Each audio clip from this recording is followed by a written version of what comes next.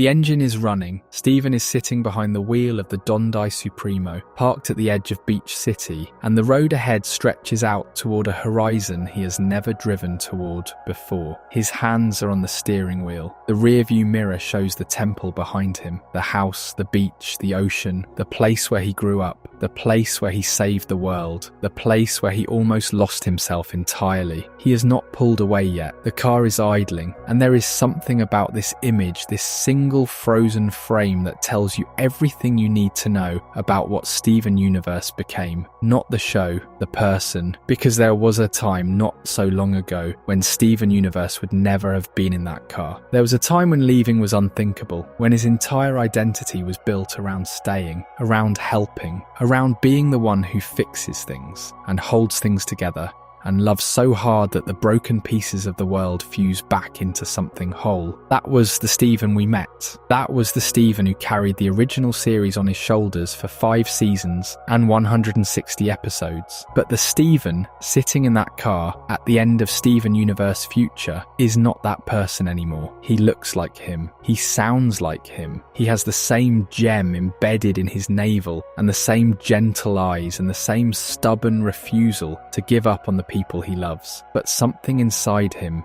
has shifted, something has cracked, and the show that brought him to this moment, this quiet, trembling moment of choosing to leave, is not the same show that introduced him to us back in November of 2013. That is what this video is really about. Not a ranking of which series is better, not a debate about whether Future ruined the original or completed it. This is about the fact that Steven Universe and Steven Universe Future are not the same show. They share a name, they share a cast, they share a world and a mythology and a pink gemstone that holds it all together, but they ask fundamentally different questions. The original series asks, can you change the world? Future asks, what does the world do to the person who changed it? And the answer to that second question is something the original never prepared us for. The original gave us hope. Future gave us the bill that hope leaves behind. Both of them matter. Both of them are true. Before we begin, I would just like to kindly ask you to subscribe if you have not already. It is completely free, and it really does help us keep making these long videos. We have built something genuinely special here, and your support is what makes it possible. Alright, let us start at the beginning. And the beginning, the real beginning, is not a plot point or a premiere date. It is a feeling. It is the feeling of walking into a world where everything is going to be okay, even when it does not look like it yet.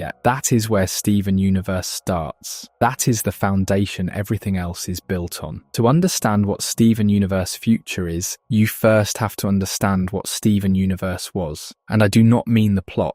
I do not mean the lore about gems and diamonds and corrupted monsters and intergalactic empires. I mean the feeling of it, the texture, the thing that made it different from every other animated show on television when it premiered on Cartoon Network on November 4th, 2013. Steven Universe was, at its core, a show about believing in people. That sounds simple. That sounds like something you would read on a greeting card or hear in a graduation speech. But the show earned that simplicity through 5 seasons of patient, deliberate storytelling that never once flinched from the complexity of what belief actually requires. Because believing in people is not easy. It is not a passive state. It is a choice you make again and again, especially when the person you are believing in has given you every reason to stop. It is a choice that costs something, and the show knew that. It never pretended that Steven's optimism was free. It showed the price he paid for it. In every encounter, in every battle, in every conversation where someone told him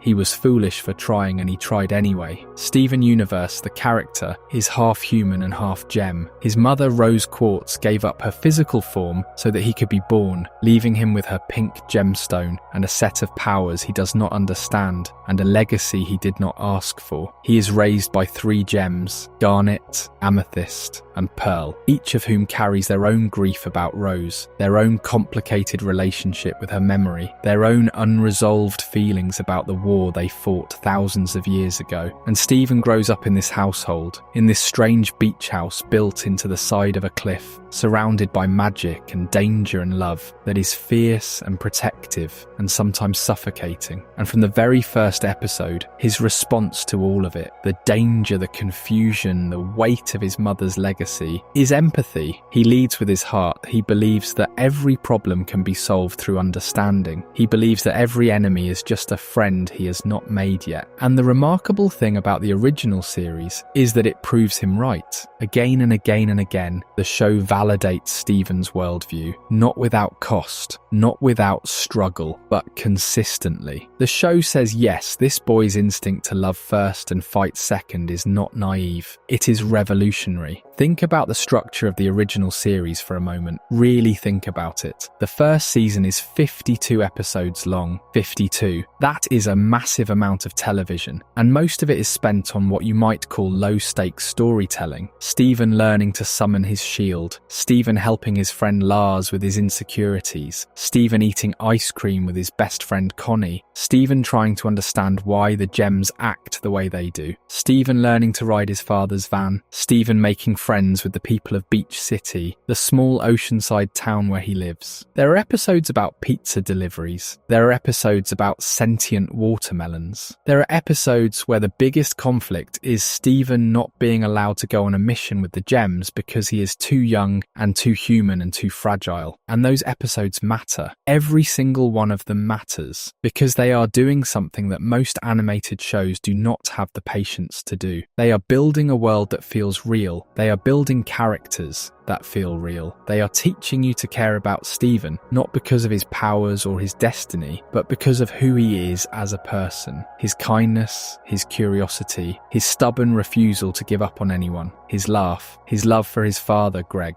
a former rock musician who lives in a van and runs a car wash and loves his son more than anything in the universe, his love for the crystal gems, who are not just his guardians but his family, his mothers in every way that matters, even if they are aliens made of light who do not fully understand what it means to raise a human child. The first season is laying groundwork. It is teaching us, and teaching Stephen, that the world is more complicated than it appears, that the people he loves have secrets, that his mother was not who he thought she was, that the gems are not just magical guardians but refugees, survivors of a war that cost them everything. There are hints early on: Pearl's obsessive devotion to Rose's memory, Amethyst's anger issues, and her shame about where she came from, Garnet's quiet distance, the way she holds herself apart even from the people she loves, and the corrupted gems, the monsters that the crystal gems fight in nearly every episode, who are not monsters at all, but gems who were broken by a weapon used in the war. These are not enemies to be destroyed. They are casualties to be mourned.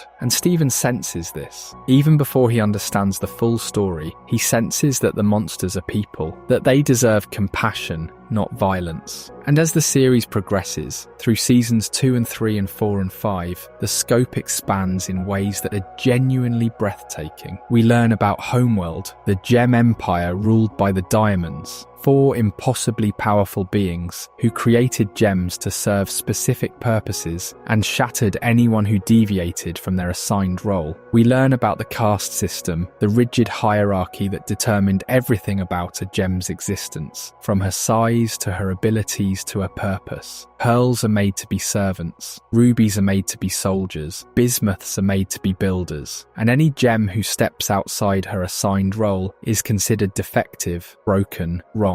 The parallels to real-world systems of oppression are not subtle, and they were never meant to be. Rebecca Sugar, the creator of the show, has spoken openly about how the show's themes of identity and acceptance were informed by her own experiences as a bisexual and non-binary person. The show was always about more than magical aliens. It was about the courage it takes to be who you are in a world that tells you to be something else. We learn that Rose Quartz, Stephen's mother, was was actually Pink Diamond, the youngest of the 4 diamonds, who faked her own death to escape her family and lead a rebellion on Earth. We learn that the war was not a simple story of good versus evil, but a messy, painful family conflict rooted in abuse and control, and the desperate desire to be seen as more than what you were made to be. Pink Diamond was the youngest, the smallest, the one who was never taken seriously by her sisters. She begged for a colony and was denied again and again. When she was finally given Earth, she fell in love with it. She fell in love with the life on it, the organic, chaotic, beautiful life that Homeworld wanted to hollow out and use as fuel for growing more gems. And she could not let that happen, but she could not stop it as Pink Diamond. Her sisters would never listen to a diamond who sympathized with organics, so she became Rose Quartz. She created a new identity, a rebel, a freedom fighter, a leader who could do what Pink Diamond could not. And she started a war. And the war is complicated. Rose did heroic things. She protected Earth. She freed gems from the caste system. She gave them the choice to be whoever they wanted to be. But she also did terrible things. She lied to her closest friends for thousands of years. She let Pearl carry the secret of her true identity, a secret that literally prevented Pearl from speaking, that trapped Pearl in silence for millennia. She bubbled Bismuth, one of her own soldiers, for suggesting that they shatter the diamonds, because shattering a diamond would mean shattering herself. She faked her own shattering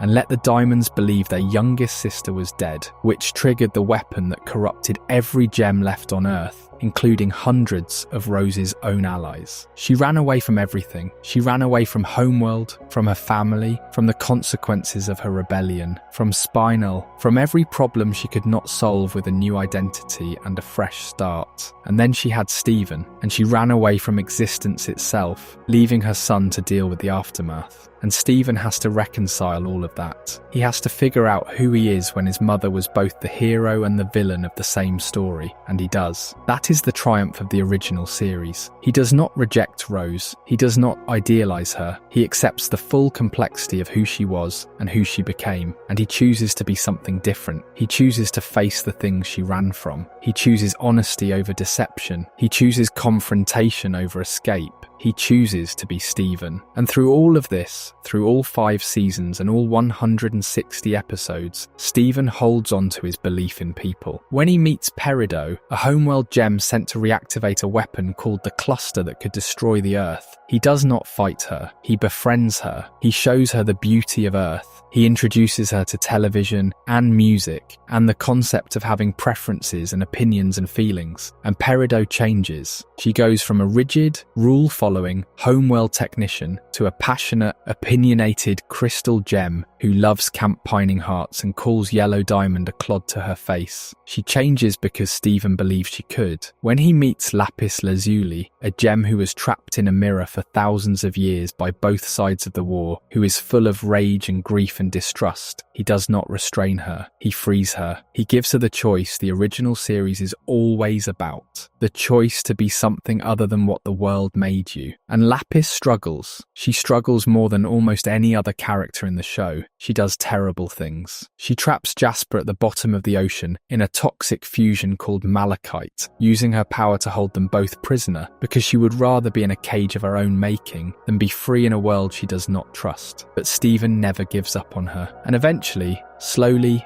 painfully, Lapis finds her way. When he meets Bismuth, a crystal gem who was bubbled by Rose for 5,000 years because she wanted to use a weapon called the Breaking Point to shatter the diamonds, Steven does not dismiss her pain. He listens to it. He understands why she is angry. He understands that she was betrayed by someone she trusted, and he offers her something Rose never did. Honesty. He tells her the truth about who Rose was, and Bismuth, after thousands of years of rage and grief, finds a way to move forward, and the show handles all of these redemptions, all of these transformations, through its most unique and powerful device: music.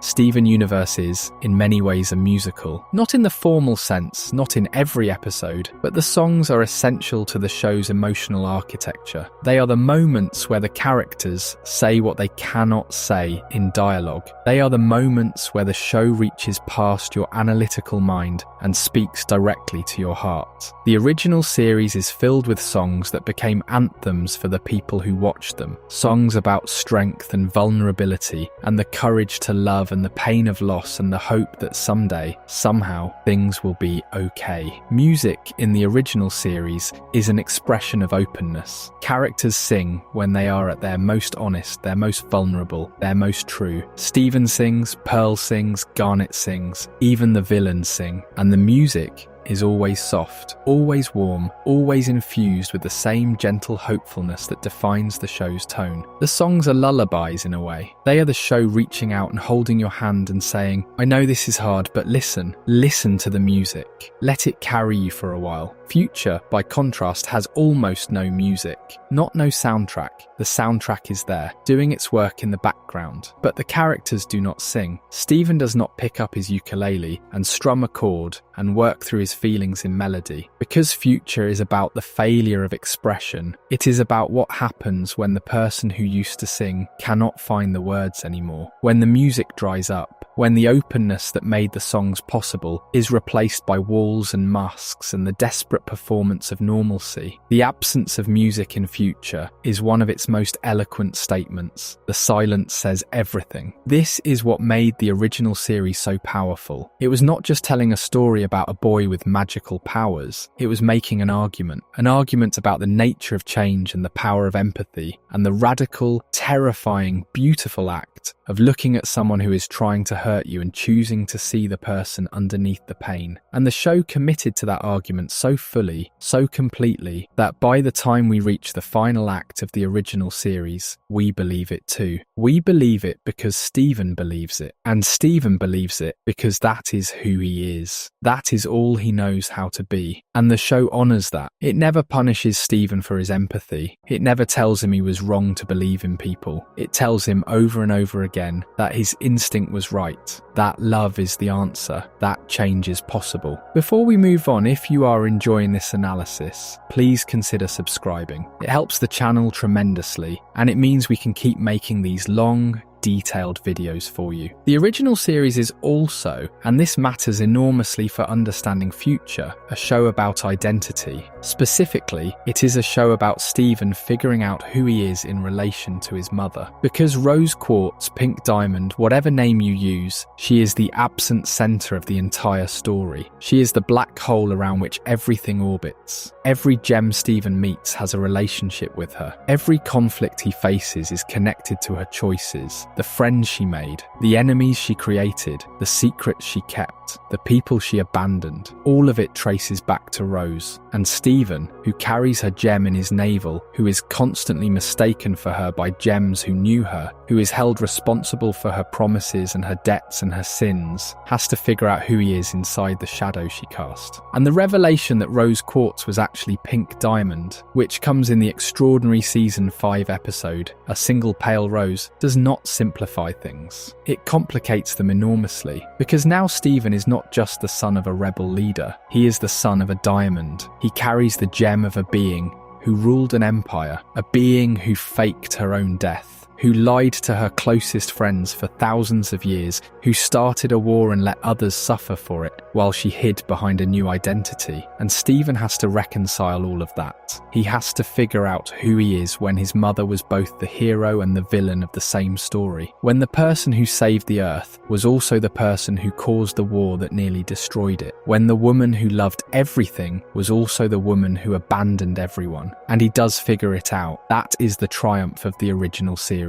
In the finale, Change Your Mind, which aired on January the 21st, 2019, Steven faces White Diamond, the most powerful being in the universe, the matriarch of the Diamond Authority, the one who controlled everything and everyone because she could not tolerate imperfection. White Diamond is the ultimate authority figure, the cosmic parent who demands conformity, who erases individuality, who believes that everything in the universe should be an extension of herself. She is control incarnate, and Steven stands in front of her and refuses to be controlled. White Diamond tries to remove Steven's gem, believing that Pink Diamond is still inside him, that Steven is just a shell, a disguise. The way Rose Quartz was a disguise for Pink Diamond. She reaches into his body and pulls the gem out, and the room goes still. Steven collapses, his human body goes limp, and from the gem, a figure emerges, a figure made of pink light, and everyone watches, waiting to see who it is, waiting to see if Pink Diamond will finally reveal herself. If Rose Quartz will step out of the shadows, if the person White Diamond has been demanding to see will finally appear. But what emerges is not Pink Diamond, it is not Rose Quartz, it is Steven, Pink Steven, a being of pure light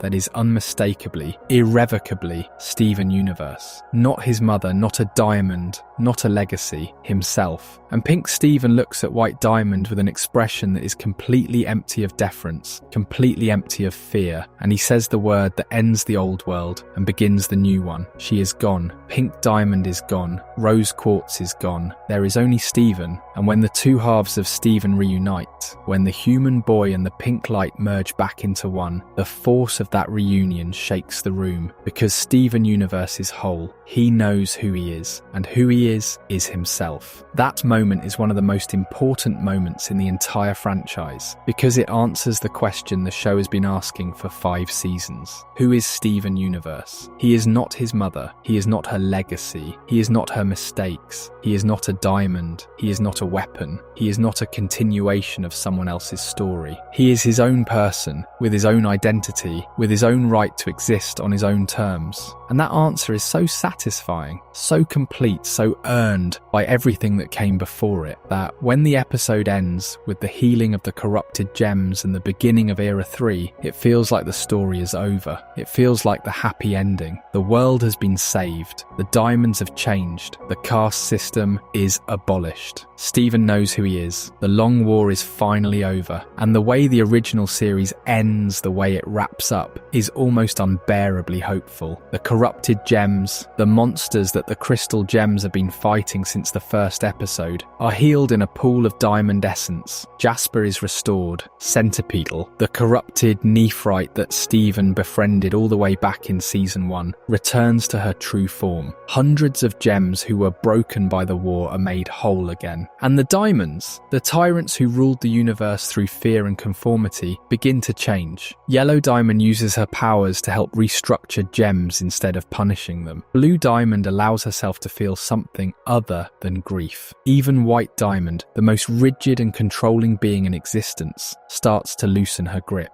Era 3 begins, an era of freedom and self-determination and choice. And Steven made it happen through love, through empathy, through the sheer force of his belief in people. That is what Change Your Mind felt like. A conclusion, a full stop. The biggest, most beautiful period at the end of the longest sentence in animated television. And for a lot of fans, that was enough. That was the ending. Steven Universe, the show about a boy who changed the world with love, ended with the world changed. Roll credits. Go home. Remember it fondly. Tell your children about it. It is done. And I want to take a moment here to talk about why Change Your Mind specifically works so well as an ending. Because understanding why it works helps us understand why Future exists. Change Your Mind works because it resolves every major thread the show established. Steven's identity crisis is resolved when Pink Steven emerges from the gem and proves that Steven is himself, not his mother. The Diamond Authority's tyranny is resolved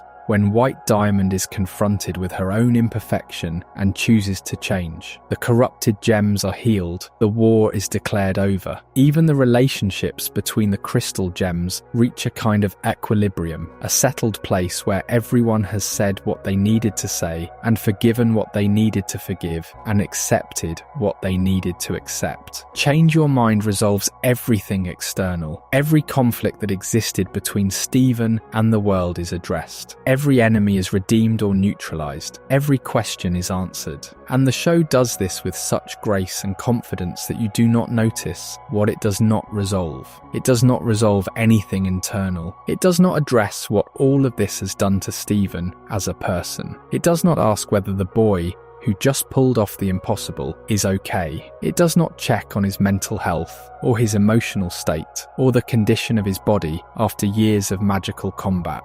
It does not ask these questions because the original series was not built to ask them. The original series is about the external journey. The internal journey belongs to a different show, and that show is Future. And honestly, if the franchise had ended there, it would still be one of the greatest animated shows ever made. It would still be groundbreaking. It would still be important. It would still be the show that featured the first same-sex wedding in a children's cartoon, the show that portrayed queer relationships as normal and beautiful and powerful. It would still be the show that taught an entire generation about consent and boundaries and the right to be yourself. It would still be the show that made kids feel seen and valued and loved in ways that no other show had before. Change Your Mind is a magnificent ending. It is a triumphant ending. It is the ending that the original series earned through 5 years of careful, compassionate, revolutionary storytelling. But there is a question that Change Your Mind does not ask. A question that hangs in the air after the credits roll, after the songs fade, after the corrupted gems are healed, and Era 3 begins and everyone is smiling and the world is bright and new. The question is this: what about Stephen? Not Stephen the hero, not Stephen the crystal gem, not Stephen the son of Pink Diamond. What about Stephen the person? The boy who was 14 years old when he stood in front of the diamonds and demanded they change. The boy who was 12 when he started fighting corrupted monsters. The boy who was a child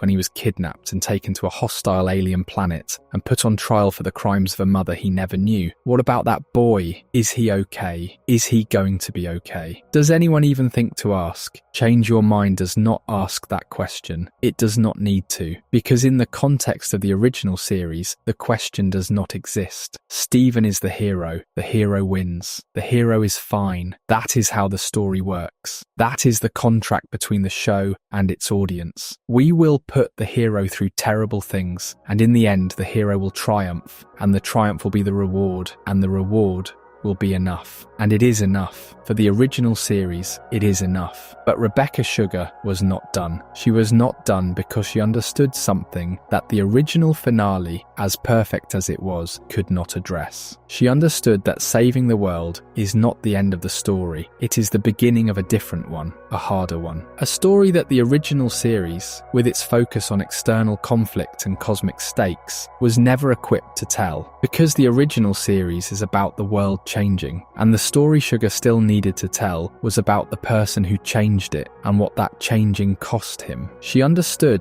that the happily ever after was not the end. It was a door, and behind that door was a room that nobody wanted to enter, because what was inside it was not triumph or celebration. What was inside it was the question of what triumph costs, what celebration conceals, what the hero does when the parade is over and the crowds go home and the confetti settles and the silence moves in. And Sugar understood this not because she read about it or theorized about it, but because she lived it. She spent years making Steven Universe, years pouring herself into the show, into its themes, into its characters, into the fight for representation and inclusion that the show embodied. And when the original series ended, when the battles were won and the milestones were achieved and the show had changed children's television forever, Sugar found herself standing in that same silence, the silence of the person who accomplished the impossible and does not know what comes next. And she channeled that understanding into something extraordinary. So she made a movie, and the movie is a bridge, not just chronologically, but thematically. It is the moment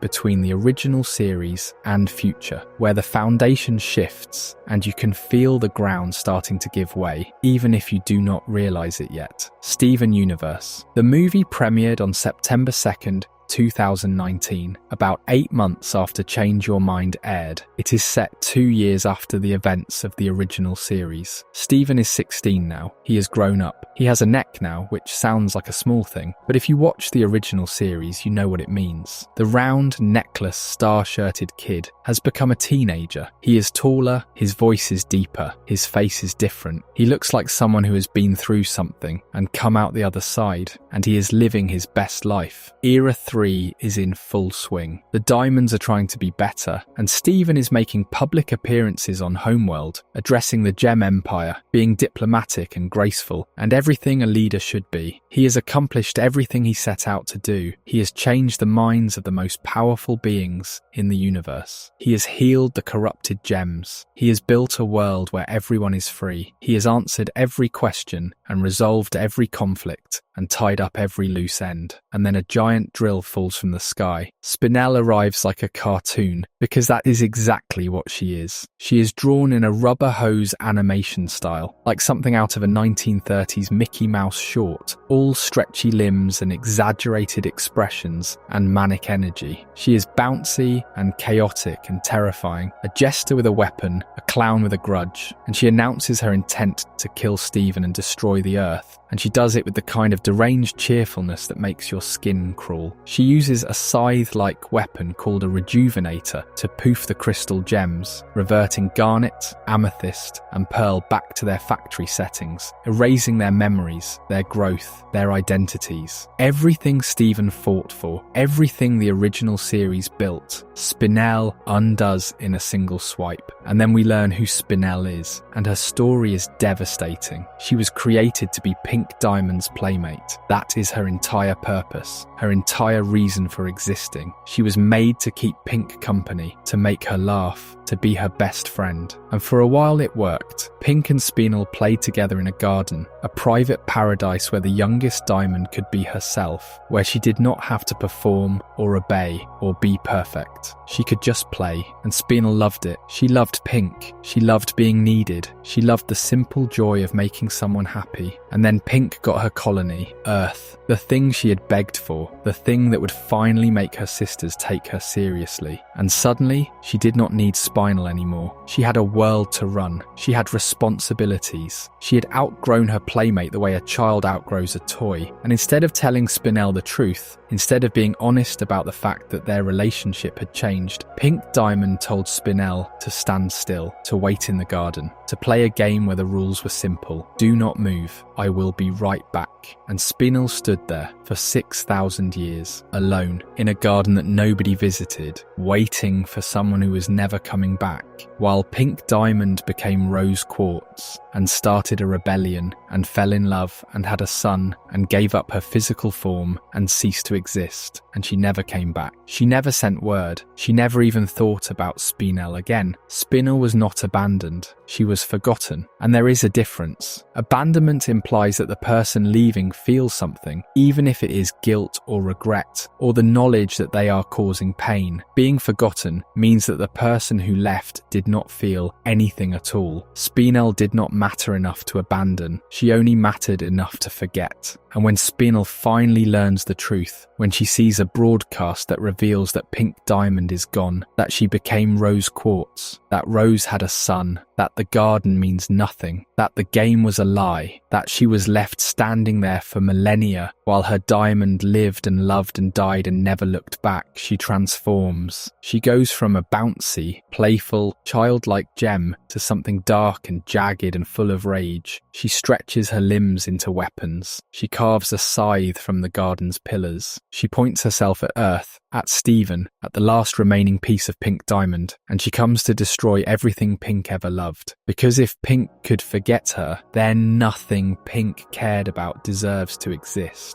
The movie is a musical, and it is bright and colourful and energetic in a way that the original series often was. But underneath the songs and the action and the bubbly animation, it is doing something quietly devastating. It is introducing the idea that the past is not fixed, that the things Pink Diamond did, the people she hurt, the messes she left behind do not stay buried just because Steven resolved the big conflict. Spinel is a ghost. She is the ghost of Pink Diamond's carelessness, her selfishness, her tendency to run away from problems rather than face them. And Steven cannot fix Spinel the way he fixed Peridot or Lapis or even the diamonds. He can befriend her, Yes, he can show her compassion, he can acknowledge her pain, but he cannot undo what his mother did. He cannot give Spinel back the 6,000 years she spent standing in that garden. He cannot make the abandonment unhappen. The wound is too old and too deep and too personal, and it belongs to a person who no longer exists. The movie also introduces something that becomes central to Future. It shows Steven relying on his old methods and finding them insufficient. Throughout the movie, Steven tries to restore his friend's memories by recreating the moments that define them. He takes Pearl to the places Rose took her. He brings Amethyst back to the kindergarten. He helps Ruby and Sapphire fall in love again. And it works, mostly. But the process is exhausting. It is draining. It requires Steven to give and give and give, to pour his emotional energy into other people's recoveries, to set aside his own needs in order to meet theirs. And by the end of the movie, when the crisis is resolved and Spinel is dealt with and the Earth is saved again, Steven is tired. Not the kind of tired you fix with a nap. The kind of tired that lives in your bones. The kind of tired that comes from being the load-bearing wall of everyone else's emotional architecture for your entire life. The movie resolves, but not in the way the original series resolved things. Spinel does not join the Crystal Gems. She does not stay on Earth. She goes with the Diamonds, who take an immediate liking to her because she reminds them of Pink, because her playful energy fills the pink diamond-shaped hole in their family. It is a happy ending, or something like one, but it leaves a residue, a feeling, the feeling that there are more Spinels out there, more people Pink hurt, more consequences that Steven will have to face, more ghosts. The movie plants a seed that the original series never quite planted. The idea that you can save the world and still leave wreckage behind. That the hero's journey does not account for all the people the hero's mother abandoned along the way. That the past has teeth and it bites when you are not looking. Before we move on, if you are enjoying this, subscribing really does make a difference. It is free, and it is the best way to make sure we can keep making these long videos. And then, 3 months later, on December the 7th, 2019, Steven Universe Future began, and everything changed. Let us talk about what Future is, not what it is about, not yet. Just what it is. Structurally, formally, as a piece of television. Because the structure matters. It matters more than you might think.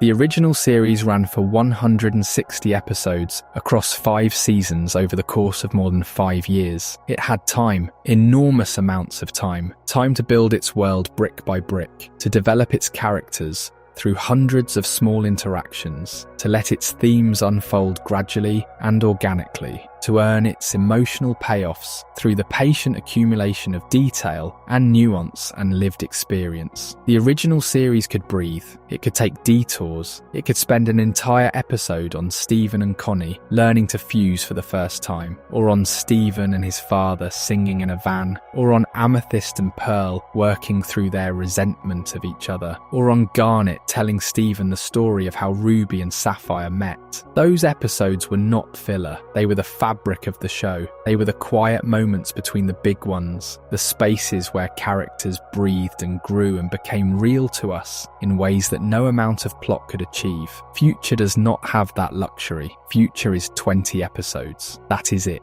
20 11-minute episodes, airing over roughly 4 months, from December the 7th, 2019 to March 27th, 2020. It is not a full series. It is a limited epilogue, a coda, a postscript, and that compression, that urgency, is part of what makes it feel so different from the original. Every episode in Future counts. Every episode is building towards something. There are no detours. There are no beach parties. There are no light-hearted adventures where the biggest stake is whether Steven will get his ice cream. Future moves with a kind of grim momentum that the original never had. The original series meandered beautifully, the way a river meanders, taking its time, finding its path, nourishing everything it touches. Future is a straight line, a highway, a road road that leads to a single destination, and that destination is a reckoning, and the show announces its tonal shift immediately, before a single word of dialogue is spoken, the opening theme. The original series had an opening theme that was joyful and acoustic,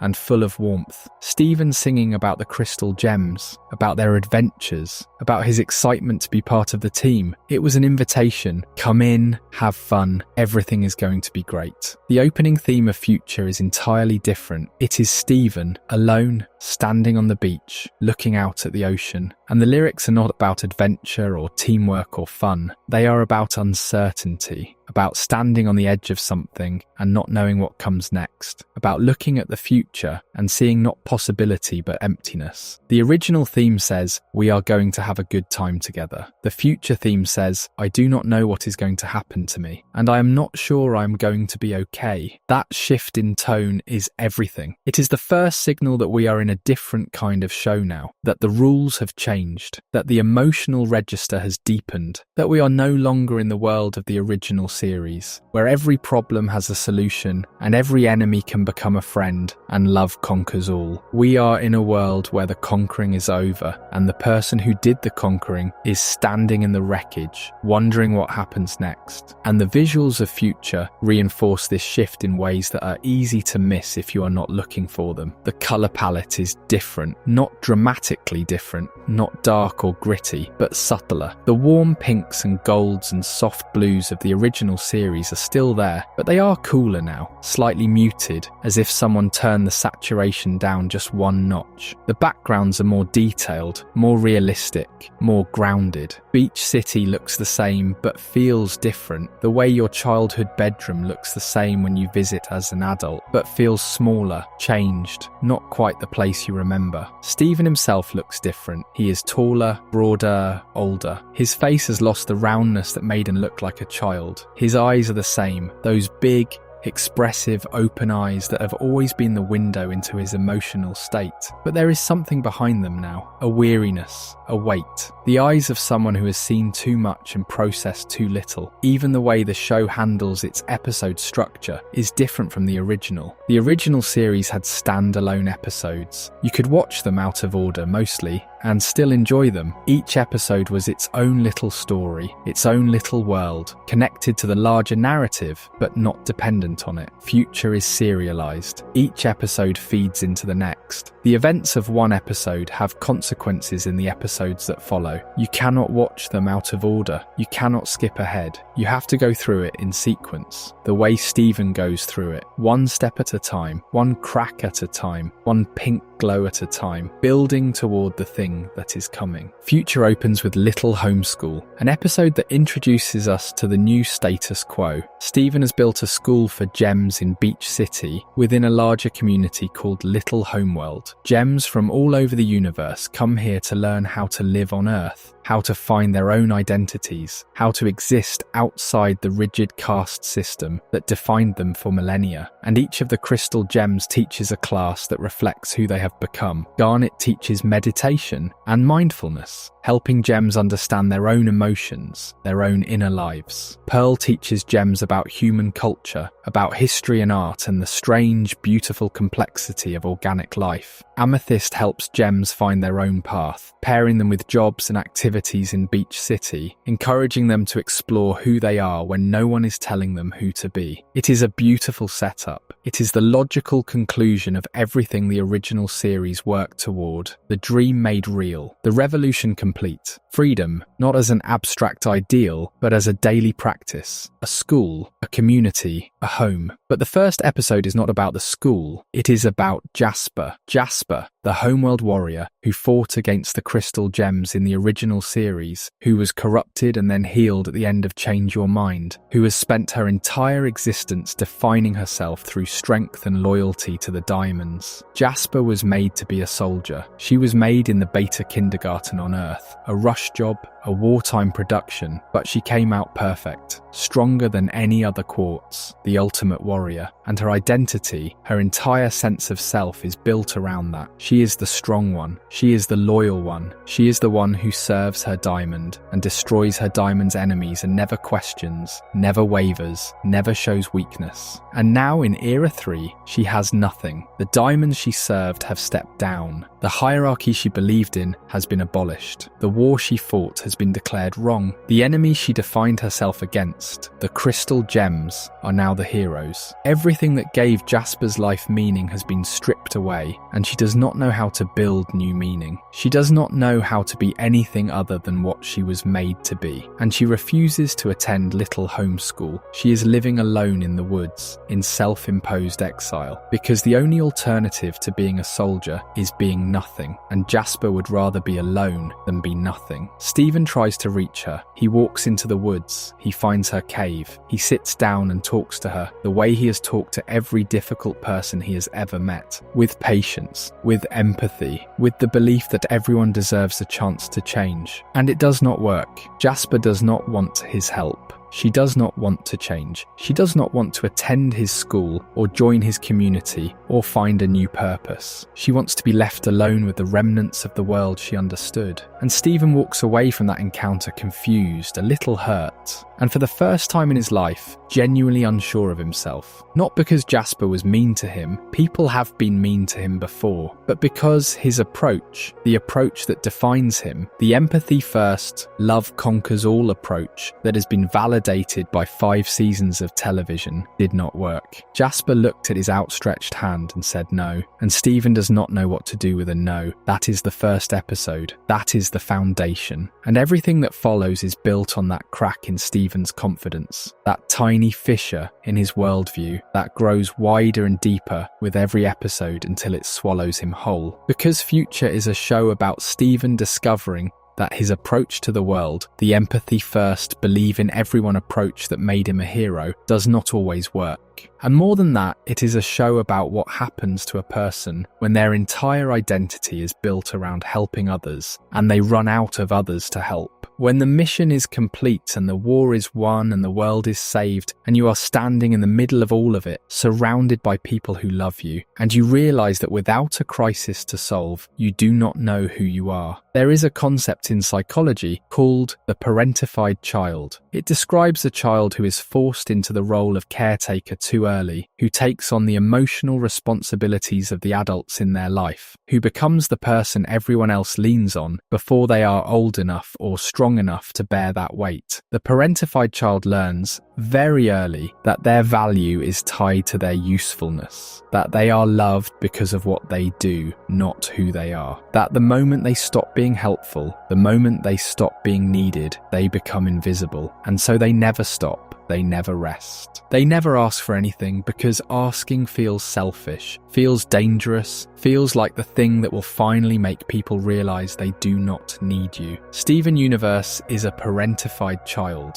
He has been one since the day he was born. From the moment his mother gave up her physical form and left him with a gem and a set of cosmic responsibilities, Steven was thrust into a role that no child should have to fill. He became the bridge between the crystal gems and humanity. He became the mediator between his father's grief and the gem's grief. He became the person who held the family together, who smoothed over conflicts, who made everyone laugh when things got too heavy. And he was good at it. He was so good at it that nobody noticed what it was costing him. Because the parentified child is always good at it. That is the tragedy. They are so good at taking care of everyone else that everyone assumes they do not need to be taken care of. And that is the quiet crisis at the heart of Future. Steven has spent his entire life being needed. From the moment he was born, he had a purpose. He had a gem in his navel. He had a destiny he did not choose. He had a world to save and friends to protect, and a mother's legacy to untangle, and a war to end, and a family to reunite, and a universe to heal. And he rose to every challenge. He met every expectation. He did everything that was asked of him, and more. He did it with a smile. He did it with love. He did it because that is who he is. The boy who helps, the boy who heals, the boy who sees the best in everyone and draws it out through sheer force of compassion. And now it is over. The world is saved. The gems are free. The diamonds are reformed. The school is running. The community is thriving. Everyone is moving forward. Everyone is growing. Everyone is finding their place in the new world Stephen built. And Stephen is standing in the middle of all of it, and he does not know who he is without a crisis to solve. He does not know how to exist outside of the role of saviour. He has never had to. There has always been another problem, another emergency, another person who needed him, and now there is not. Now the phone is not ringing. Now the sky is not falling. Now the world does not need him to save it. And Stephen, who never learned to save himself, is lost. And I want to talk about fusion here, because fusion is one of the things that the original series and future treat most differently, and that difference tells you everything about the tonal shift between the two shows. In the original series,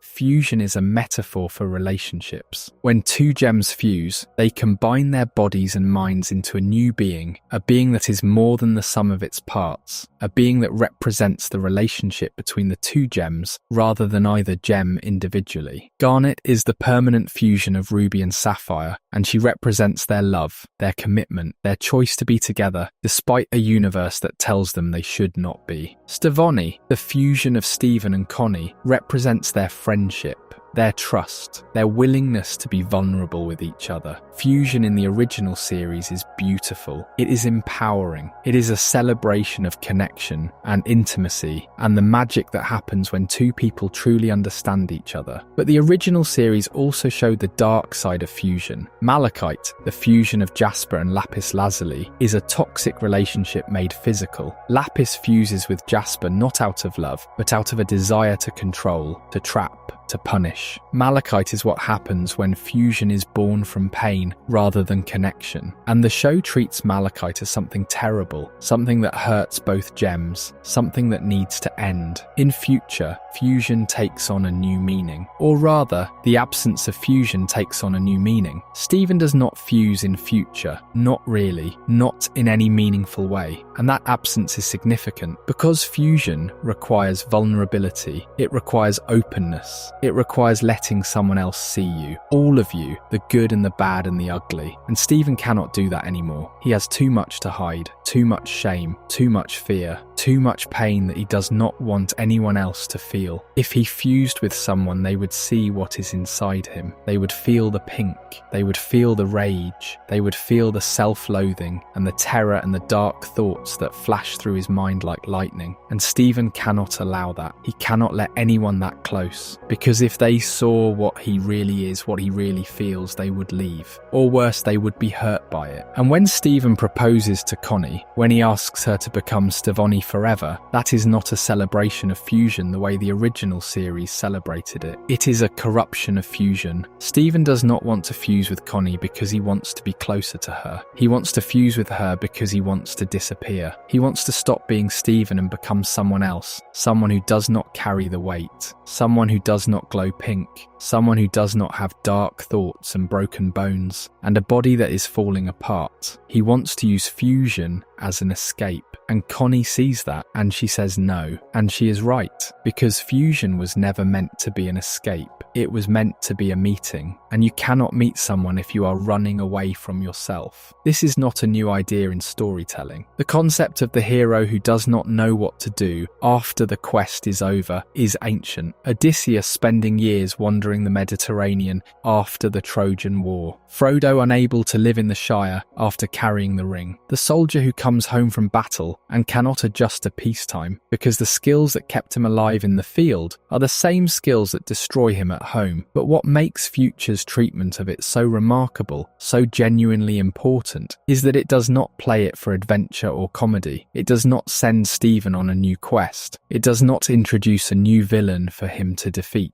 Instead, it turns inward. It turns the camera around and points it at the hero's face and says, what is happening behind those eyes? What is happening in the body that has been through too much too young? What is happening in the mind of a person who was never allowed to be a child? And the answer is terrifying. The answer is a breakdown, not a dramatic, cinematic breakdown, not a single moment of collapse, a slow, grinding, incremental breakdown that mirrors the way real psychological crises actually unfold. First there is denial, then there is frustration, then there is anger, then there is violence, then there is despair, and then there is the moment when the person finally stops running and the thing they have been running from catches up to them and they have to face it. And I think it is important to talk about Greg here, Steven's father, because Greg is one of the most interesting characters in the entire franchise, and his role in Future is small but significant. In the original series, Greg Universe is the lovable, easygoing dad who lives in a van and runs a car wash. He is warm and supportive and kind and not particularly ambitious. He loves Steven unconditionally. He gave up his career as a musician to raise his son in Beach City near the Gems because he understood that Steven needed both his human family and his gem family. Greg is not a fighter. He is not a hero in the traditional sense. He is just a dad, a good dad. The kind of dad who shows up and listens and does his best even when his best is not enough. But Future complicates Greg's role in a way that the original series never did, because in Future, Steven starts to look at his father with new eyes. He starts to see the things that Greg did not do, the ways in which Greg, for all his love, was not equipped to protect Steven from the life he was living. Greg did not send Steven to school. He let the crystal gems raise Steven in a world of magical danger, a world where a child could be attacked by monsters and kidnapped by aliens and forced into battles that no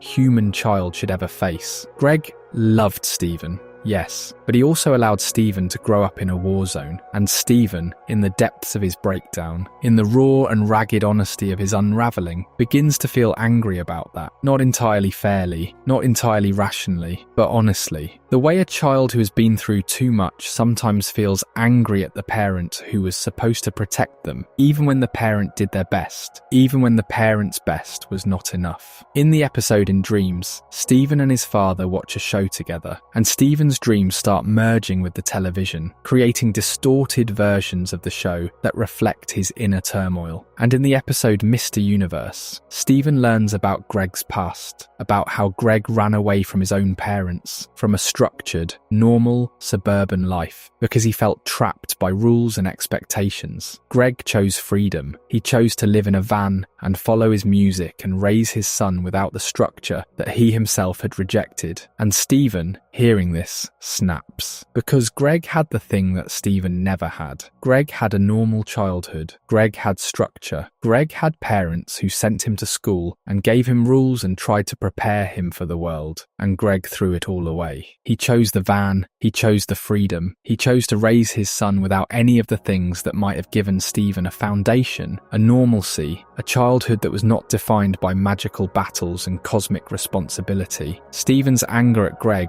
is not the central conflict of Future. It is a subplot, a single thread in a larger fabric.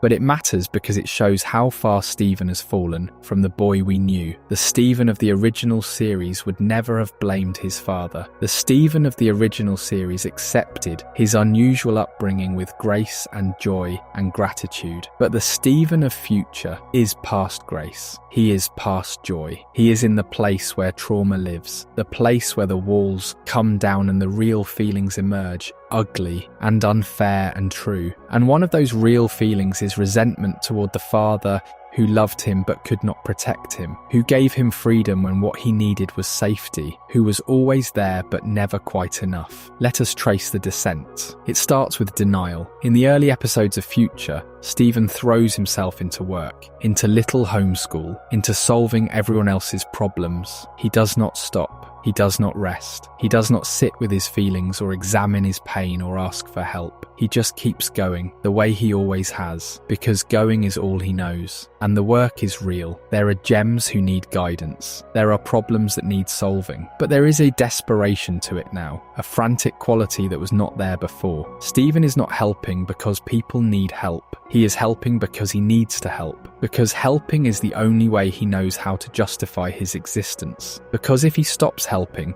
he has to sit with himself. And sitting with himself means sitting with everything he has been through, and he is not ready for that. He may never be ready for that. Then comes frustration. The empathy-first approach starts failing in ways it never did before. Gems do not respond to his help. Bluebird Azurite, a fusion of aquamarine and eyeball ruby, two gems who despise Steven, manipulates his kindness, uses his trust against him, pretends to be friendly, and then attacks. In the episode, a very special episode, Steven tries to help too many people at once, and literally splits himself in two, creating a Steven for each situation, stretching himself so thin that both halves begin to fail. In the episode Prickly Pear, Steven gets a cactus that he vents his frustrations to, pouring out all the feelings he will not share with the people in his life, and the cactus absorbs his words and becomes a monster that throws his private grievances back at him in his own voice. It is a metaphor so perfectly constructed that it hurts. The things Steven will not say out loud become the things that attack him. His own repressed feelings take physical form and turn on him. And with each failure, each setback, each moment where the old approach does not work, the pink glow gets brighter. The pink glow. Let us talk about the pink glow, because it is the visual language of future, the signal that tells us what is happening inside Steven, even when he will not say it. In future, when Steven is stressed, when his trauma response activates, his body glows pink, his skin flushes with the colour of his diamond heritage, his eyes blaze, his body swells sometimes dramatically, growing larger and stronger and more volatile. His powers surge beyond his control. The shield becomes a weapon, the healing becomes destruction, the empathy becomes rage, and Steven does not understand why. He does not know what is happening to him. He just knows that something inside him is changing, that his body is doing things he cannot control, that the powers he used to summon with joy are now summoned by fear and anger and shame. The pink glow first appears in Volleyball, the 4th episode of Future. In this episode, Pink Diamond's original pearl shows up at Little Homeschool. Her name, or rather her nickname, is Volleyball. She was Pink Diamond's first pearl, the one Pink had before our pearl, and she has a crack over her left eye, a scar. It has been there for thousands of years, and she comes to Steven because she thinks he might be able to heal it. He is half diamond after all. His healing spit has cured countless injuries. Maybe it can cure this one too. Steven tries. He licks his hand and touches the crack and waits for the glow, and nothing happens. The crack does not heal. Steven tries again, and it does not work, because the crack is not physical. Volleyball's gem is undamaged. The scar is psychological. It is the visible manifestation of trauma, pain so deep that it has altered her physical form, even though her body is technically whole. Pink Diamond, in one of her tantrums, lashed out with destructive powers that she could not control, and the force of that outburst damaged Volleyball in ways that no healing spit can reach. The wound is not in her gem, it is in her memory, it is in her sense of self, it is in the part of her that will always remember the moment when the person she loved and served and devoted her existence to turned on her and hurt her and could not even control the power that caused the damage. And Steven, confronted with this, confronted with the reality that his mother hurt someone in a way that cannot be undone, starts to glow pink. He gets angry, he gets frustrated, he swells, his power surges, and in that moment he becomes the thing he is looking at. He becomes Pink Diamond, not literally, but in the way that matters, in the way that terrifies him. He is losing control of the same destructive power that his mother could not control. He is hurting people with the same uncontrollable force that cracked Volleyball's eye. He is becoming his mother's son in the worst possible way. The episode ends with our Pearl and Volleyball fusing, combining their memories and experiences to form a new gem called Mega Pearl. Through the fusion, both pearls gain understanding. Our Pearl knew that Pink Diamond changed, but did not know about her violent past. Volleyball knew the old Pink Diamond, but never understood why she changed. Together, they see the full picture, and the crack remains. Volleyball is not healed. She will never be healed, not in the way Steven wanted to heal her, but she is understood, and understanding,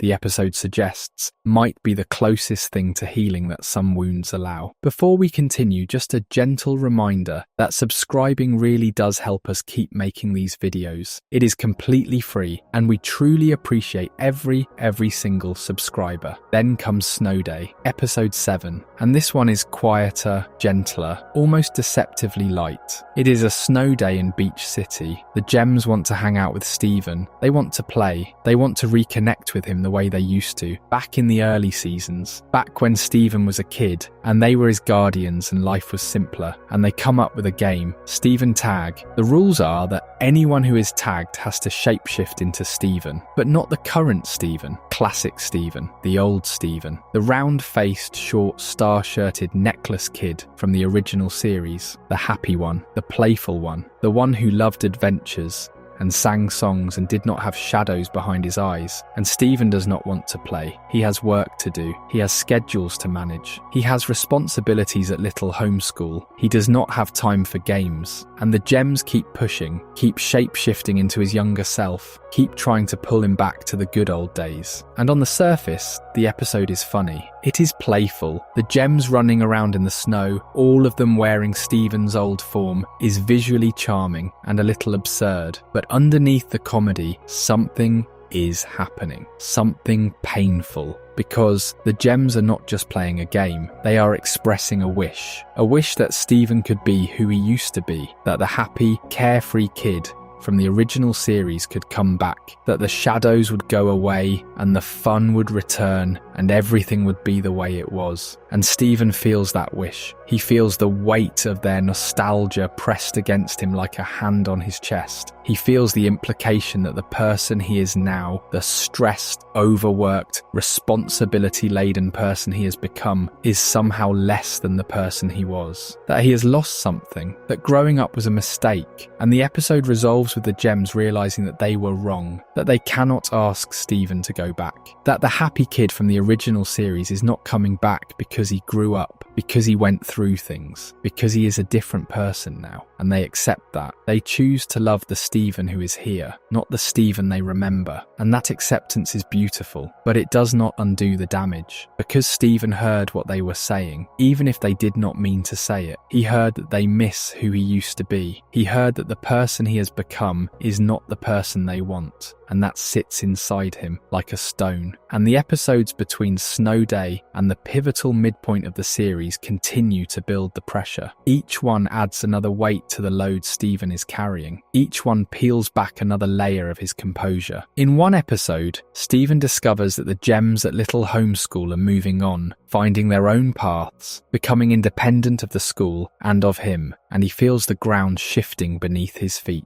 In another, he tries to help a pair of rogue Gems who have no interest in redemption, who are actively manipulating him, and his frustration turns physical, his body reacting before his mind can catch up. In another, he creates a living cactus by accidentally imbuing it with his repressed emotions, and the cactus grows into a monster that repeats his private frustrations out loud, broadcasting the things he has been too afraid to say to anyone, the things he has been bottling up. The resentments, the exhaustion, the loneliness, the feeling that no one really sees him anymore, the feeling that he is disappearing inside his own helpfulness. And through all of these episodes, the pink keeps getting brighter, the swelling keeps getting worse, the powers keep activating at moments when they should not. Steven is like a pot on a stove, the water inside him getting hotter and hotter, and everyone around him can see the steam, can hear the rattling of the lid, but no one knows how to turn down the heat, because the heat is not coming from outside, it is coming from inside him, and you cannot turn down a fire that burns in someone's bones. Then comes Growing Pains, and this is the episode that changes everything. This is the episode that names the thing that Future has been circling around since its first frame. Steven's body is acting up, He is glowing pink involuntarily. He is swelling. His powers are activating at random, triggered by the smallest emotional provocations. A moment of frustration makes his hands glow. A memory of Connie makes his body expand. The sight of a glow bracelet, something small and innocent, causes him to rip a freezer door off its hinges. His body is out of his control. And Connie's mother, Dr. Priyanka Maheswaran, a human doctor, examines him. What she finds is staggering. She takes his vitals. She checks his blood pressure. She looks at scans of his body. And what the scans show is a map of everything Stephen has been through. His bones have been fractured and healed so many times that they look like they belong to someone who has been in dozens of car accidents. His cellular structure has been altered by years of shape-shifting and magical stress. His blood pressure is dangerously, alarmingly high. The kind of blood pressure you see in patients with severe, chronic, unrelenting stress. His body, she explains, in a scene that is both clinically precise and emotionally devastating, has been through so much physical and emotional trauma at such a young age that it no longer knows the difference between a real threat and a minor stressor. His fight or flight response, the system that is supposed to protect him in moments of genuine danger, is permanently activated. It does not turn off. It cannot turn off. Because Stephen has been in genuine danger so many times, so consistently, for so many years, that his body has concluded that danger is the default state, that every moment is a life-threatening emergency, that every emotional fluctuation, every spike of frustration or sadness or fear is a signal that death is imminent. And as Dr. Maheswaran talks to him, as she gently, carefully asks him about his history, Stephen starts to remember. The memories come in flashes. He remembers being attacked by corrupted gems. He remembers nearly drowning in the ocean with Connie. He remembers almost being turned into a cat.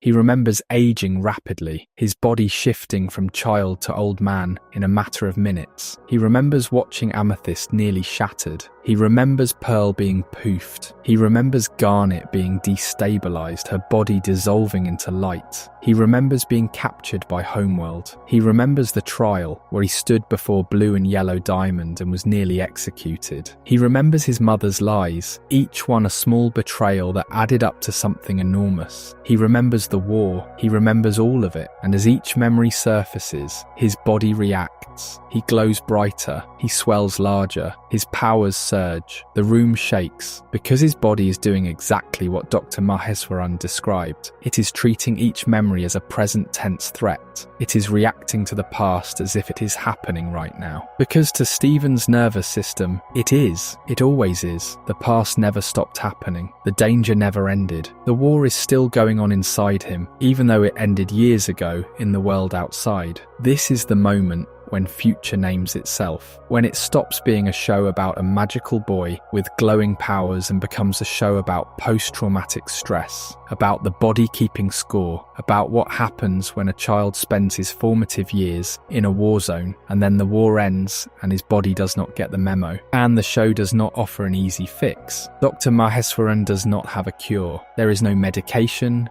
no therapy technique, no magical healing spit that can undo years of accumulated trauma. She just names it. She just says, "This is what is happening to you. Your body is responding to stress in ways that are disproportionate because you have been through too much too young." And for Stephen, hearing those words is like hearing his own heartbeat for the first time. It is the sound of something that has always been there, something he has always felt, finally being acknowledged, finally being real. And there is something else about growing pains that deserves attention, something about the way the episode chooses to deliver its revelation. It does not use a magical gem as the messenger. It uses a human doctor, a regular, ordinary human physician sitting in a regular, ordinary examination room, looking at charts and scans and reading numbers off a monitor. This is deliberate. This is important because the original series always framed Stephen's problems through a magical lens. His challenges were gem challenges. His conflicts were gem conflicts. His solutions were gem solutions. But Future takes the most important diagnosis in the franchise and puts it in the mouth of a human. Because Steven's problem is not a gem problem, it is a human problem. It is the most human problem there is. It is the problem of a body that has been through too much, and a mind that has been carrying too much, and a heart that has been giving too much, and a person who has been performing too much. And the fact that it takes a human doctor, not a diamond or a gem healer or a magical fountain, to name what is wrong with Steven is Future's quiet insistence that Steven's humanity is not a weakness. It is the centre of who he is. It is the part of him that hurts, and it is the part of him that can heal. Now let us pause here and talk about something that is easy to overlook in Future because it happens gradually, almost imperceptibly, in the background while Steven is falling apart in the foreground. Let us talk about the crystal gems, because one of the most quietly devastating aspects of Future is the way it shows how much everyone around Steven has grown and changed and moved on, while Steven himself has been standing still. Pearl in the original series was defined by her devotion to rose quartz. She was a pearl, a servant-class gem, designed to stand beside her owner and look pretty and follow orders. But she was not just any pearl, she was Pink Diamond's pearl. She was the pearl who fell in love with her diamond. She was the pearl who kept Rose's secret for thousands of years, who was literally unable to speak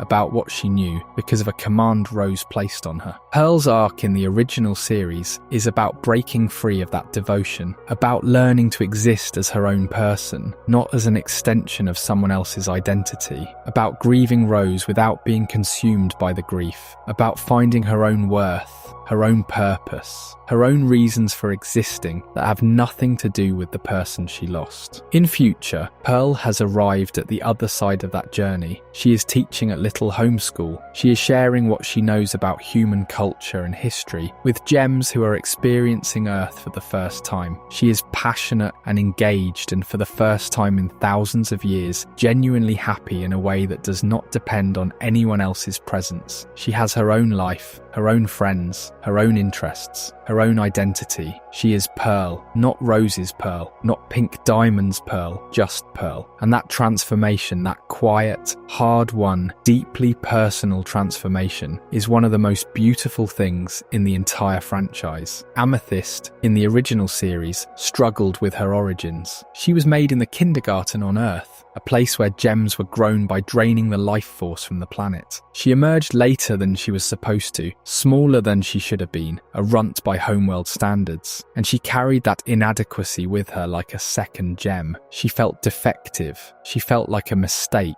She felt like she did not belong, not fully with the crystal gems, who were all made on homeworld, and not with the homeworld gems who would consider her a failure. Her arc in the original series is about learning to accept herself, about seeing her uniqueness as a feature, not a bug, about understanding that the circumstances of your creation do not determine the person you become. In Future, Amethyst has not just accepted herself, she has become someone who helps others accept themselves. She works at Little Homeschool, guiding gems through their own identity crises, pairing them with activities and jobs in Beach City that might help them discover who they are outside the caste system. She is perceptive and emotionally intelligent, and crucially, she is the first of the crystal gems to notice that something is wrong with Steven. She sees the signs because she recognizes them, because she went through her own version of this. She knows what it looks like when someone is fighting themselves. She knows what it looks like when the face someone shows the world does not match the person underneath. And her concern for Steven, quiet and steady and persistent, is one of the most emotionally grounding elements of Future. Garnet,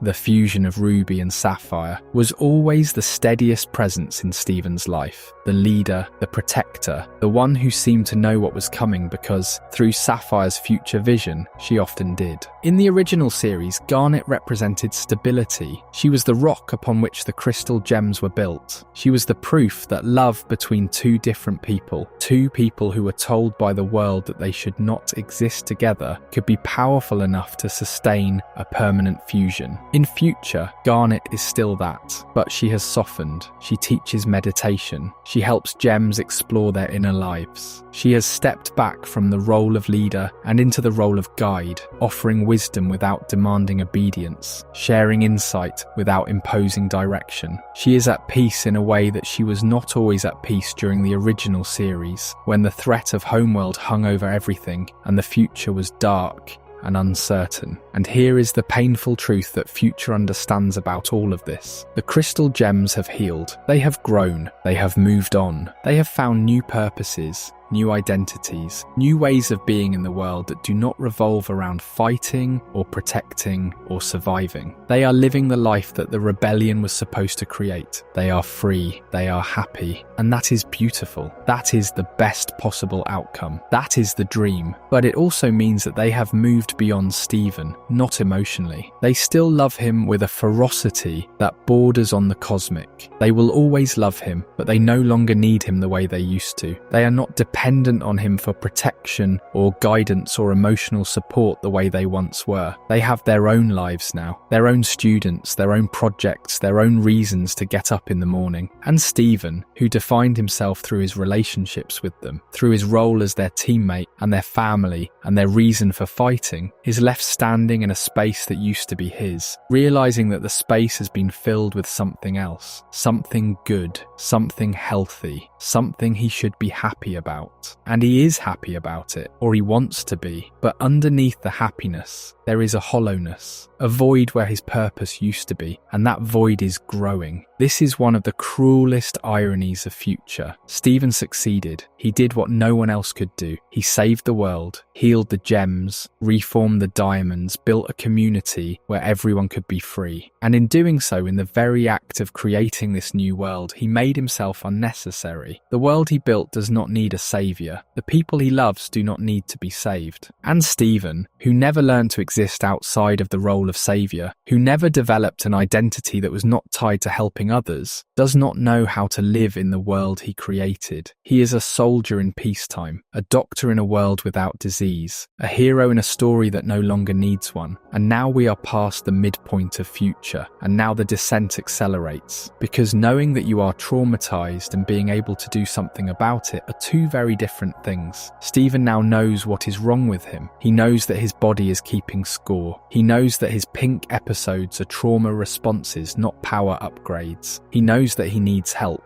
But knowing and acting are separated by a chasm that Steven cannot cross, because crossing it would mean stopping. It would mean sitting still. It would mean letting someone else take care of things for a while. And Steven has never done that. He has never been allowed to do that. There has always been another crisis, another emergency, another person who needed him more than he needed himself. And even now, even with the knowledge of what is happening to his body, even with Dr. Maheswaran's diagnosis ringing in his ears, he cannot stop. He does not know how, so he keeps going, and things get worse. He proposes to Connie in the episode Together Forever. He asks her to fuse with him permanently, to become Stevonnie forever, because if they are fused, they will never have to be apart. And Connie says no, not because she does not love him, she loves him deeply, but she has her own life, her own dreams, her own future. She is planning to go to college. She is building an identity that is separate from Steven, not because she wants to leave him, but because she understands, in a way that Steven does not yet understand, that two people cannot fuse into one as a solution to loneliness. That healthy love requires two whole people, not two halves clinging to each other because they are afraid of being alone. And Steven's proposal is not really about love. It is about fear. It is about the terror of being left behind, the terror of being unnecessary, the terror of watching the one person who still sees him, still needs him, still makes him feel like he matters, walk away into a future that does not include him. And when Connie says no, gently, lovingly, correctly, something inside Steven breaks a little further. Another crack, another fracture, another piece of the foundation giving way. If you are still here, and I hope you are, subscribing to the channel is the best way to support what we do. It costs nothing, and it means everything to us. And then comes Fragments. Episode 16, the darkest episode of the entire franchise. The episode where everything Steven believed about himself is destroyed. Steven, spiraling, running out of people to help and problems to solve, seeks out Jasper. Jasper, who rejected him him in the first episode. Jasper, who lives alone in the woods. Jasper, who understands only one thing, strength. And Stephen goes to her not for guidance or friendship, but for something simpler, something more primal. He wants to learn to fight. He wants to control the pink power that keeps surging through him. He wants to master the diamond energy that is tearing him apart. And Jasper, who respects nothing but power, who defines the world through a lens of dominance and submission, agrees to train him. For 3 days, they spar. They fight in the wilderness, among the trees and rocks, far from Beach City, far from the crystal gems, far from anyone who might stop them. And Stephen gets stronger. His pink form stabilizes. His powers grow. His body adapts to the combat, responds to it, craves it. Because fighting is simpler than feeling. Violence is cleaner than vulnerability. In a fight, you know who you are. You are the one hitting or the one being hit. There is no ambiguity, no complexity, no grey. And for Stephen, who has been drowning in grey for months, the simplicity of combat is a relief. But Jasper is not a teacher. She is not a healer. She is not interested in Stephen's growth or his well-being or his journey towards self-understanding. She is interested in his power, and when she finally demands a real fight, a no-holds-barred match, Stephen gives it to her. He gives it to her with everything he has, every ounce of frustration, every gram of rage, every drop of self-loathing and fear and shame that has been building inside him for months. He channels it all into his fists, into his diamond power, into the pink energy that was never meant to be a weapon, but has become one because Stephen does not know what else to do with it. And in the climax of the fight, in a moment of pure, uncontrolled fury, Stephen hits Jasper with everything he has. And Jasper shatters. Her gem cracks and fragments, the pieces scattering across the ground. The boy who spent 5 seasons and 160 episodes believing that every life is sacred, that every person can be saved, that violence is never the answer, has destroyed another being in a moment of uncontrolled rage. He has shattered a gem, the act that the original series treated as the ultimate evil, the thing the Diamonds did, the thing Rose Quartz was falsely accused of doing to Pink Diamond. Stephen has done it with his own hands, with his own power, with his own rage. He puts her back together, frantically, desperately, sobbing. He gathers the pieces of Jasper's gem and uses his healing tears and the remaining diamond aura potions to fuse them back together. And it works. Jasper reforms. She is whole again.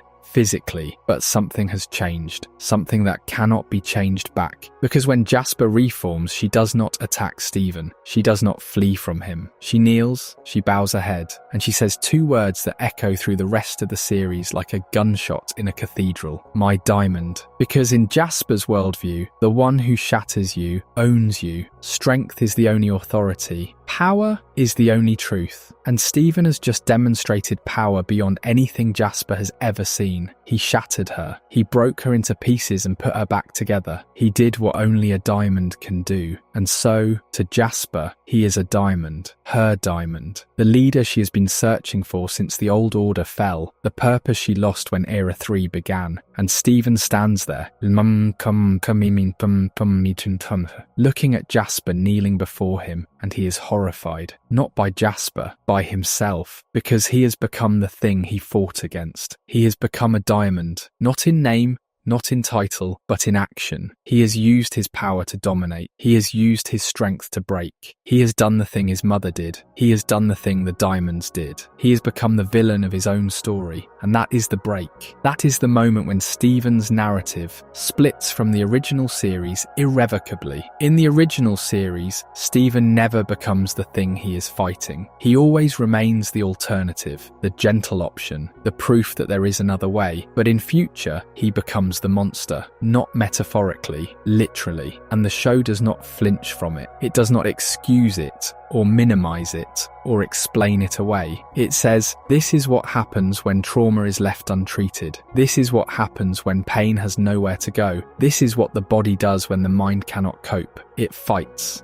it breaks, it shatters. And I want to stay with this moment for a little while longer because I think it is the most important moment in all of Future. The shattering of Jasper is not a random act of violence. It is the culmination of everything that has been building inside Steven since the first episode. Every time he glowed pink and pushed it down, every time he felt angry and smiled instead, every time he needed help and helped someone else instead, every time his body tried to tell him something and he refused to listen, all of that repressed energy, all of that unprocessed trauma, all of that denied pain, it had to go somewhere, and it went into his fists. It went into the diamond power that he inherited from his mother. It went into the exact same destructive force that cracked Volleyball's eye, the same force that Pink Diamond could never control, the same force that runs in the family like a curse. The shattering of Jasper is not Steven becoming evil, it is Steven becoming his mother's son. It is the generational trauma, the thing that gets passed down from parent to child whether you want it or not, finally expressing itself. Pink Diamond could not control her power, and neither can Steven, because he never learned how, because no one taught him, because he was too busy saving the world to save himself. And here is the part that really lands, the part that makes the shattering of Jasper not just dramatic,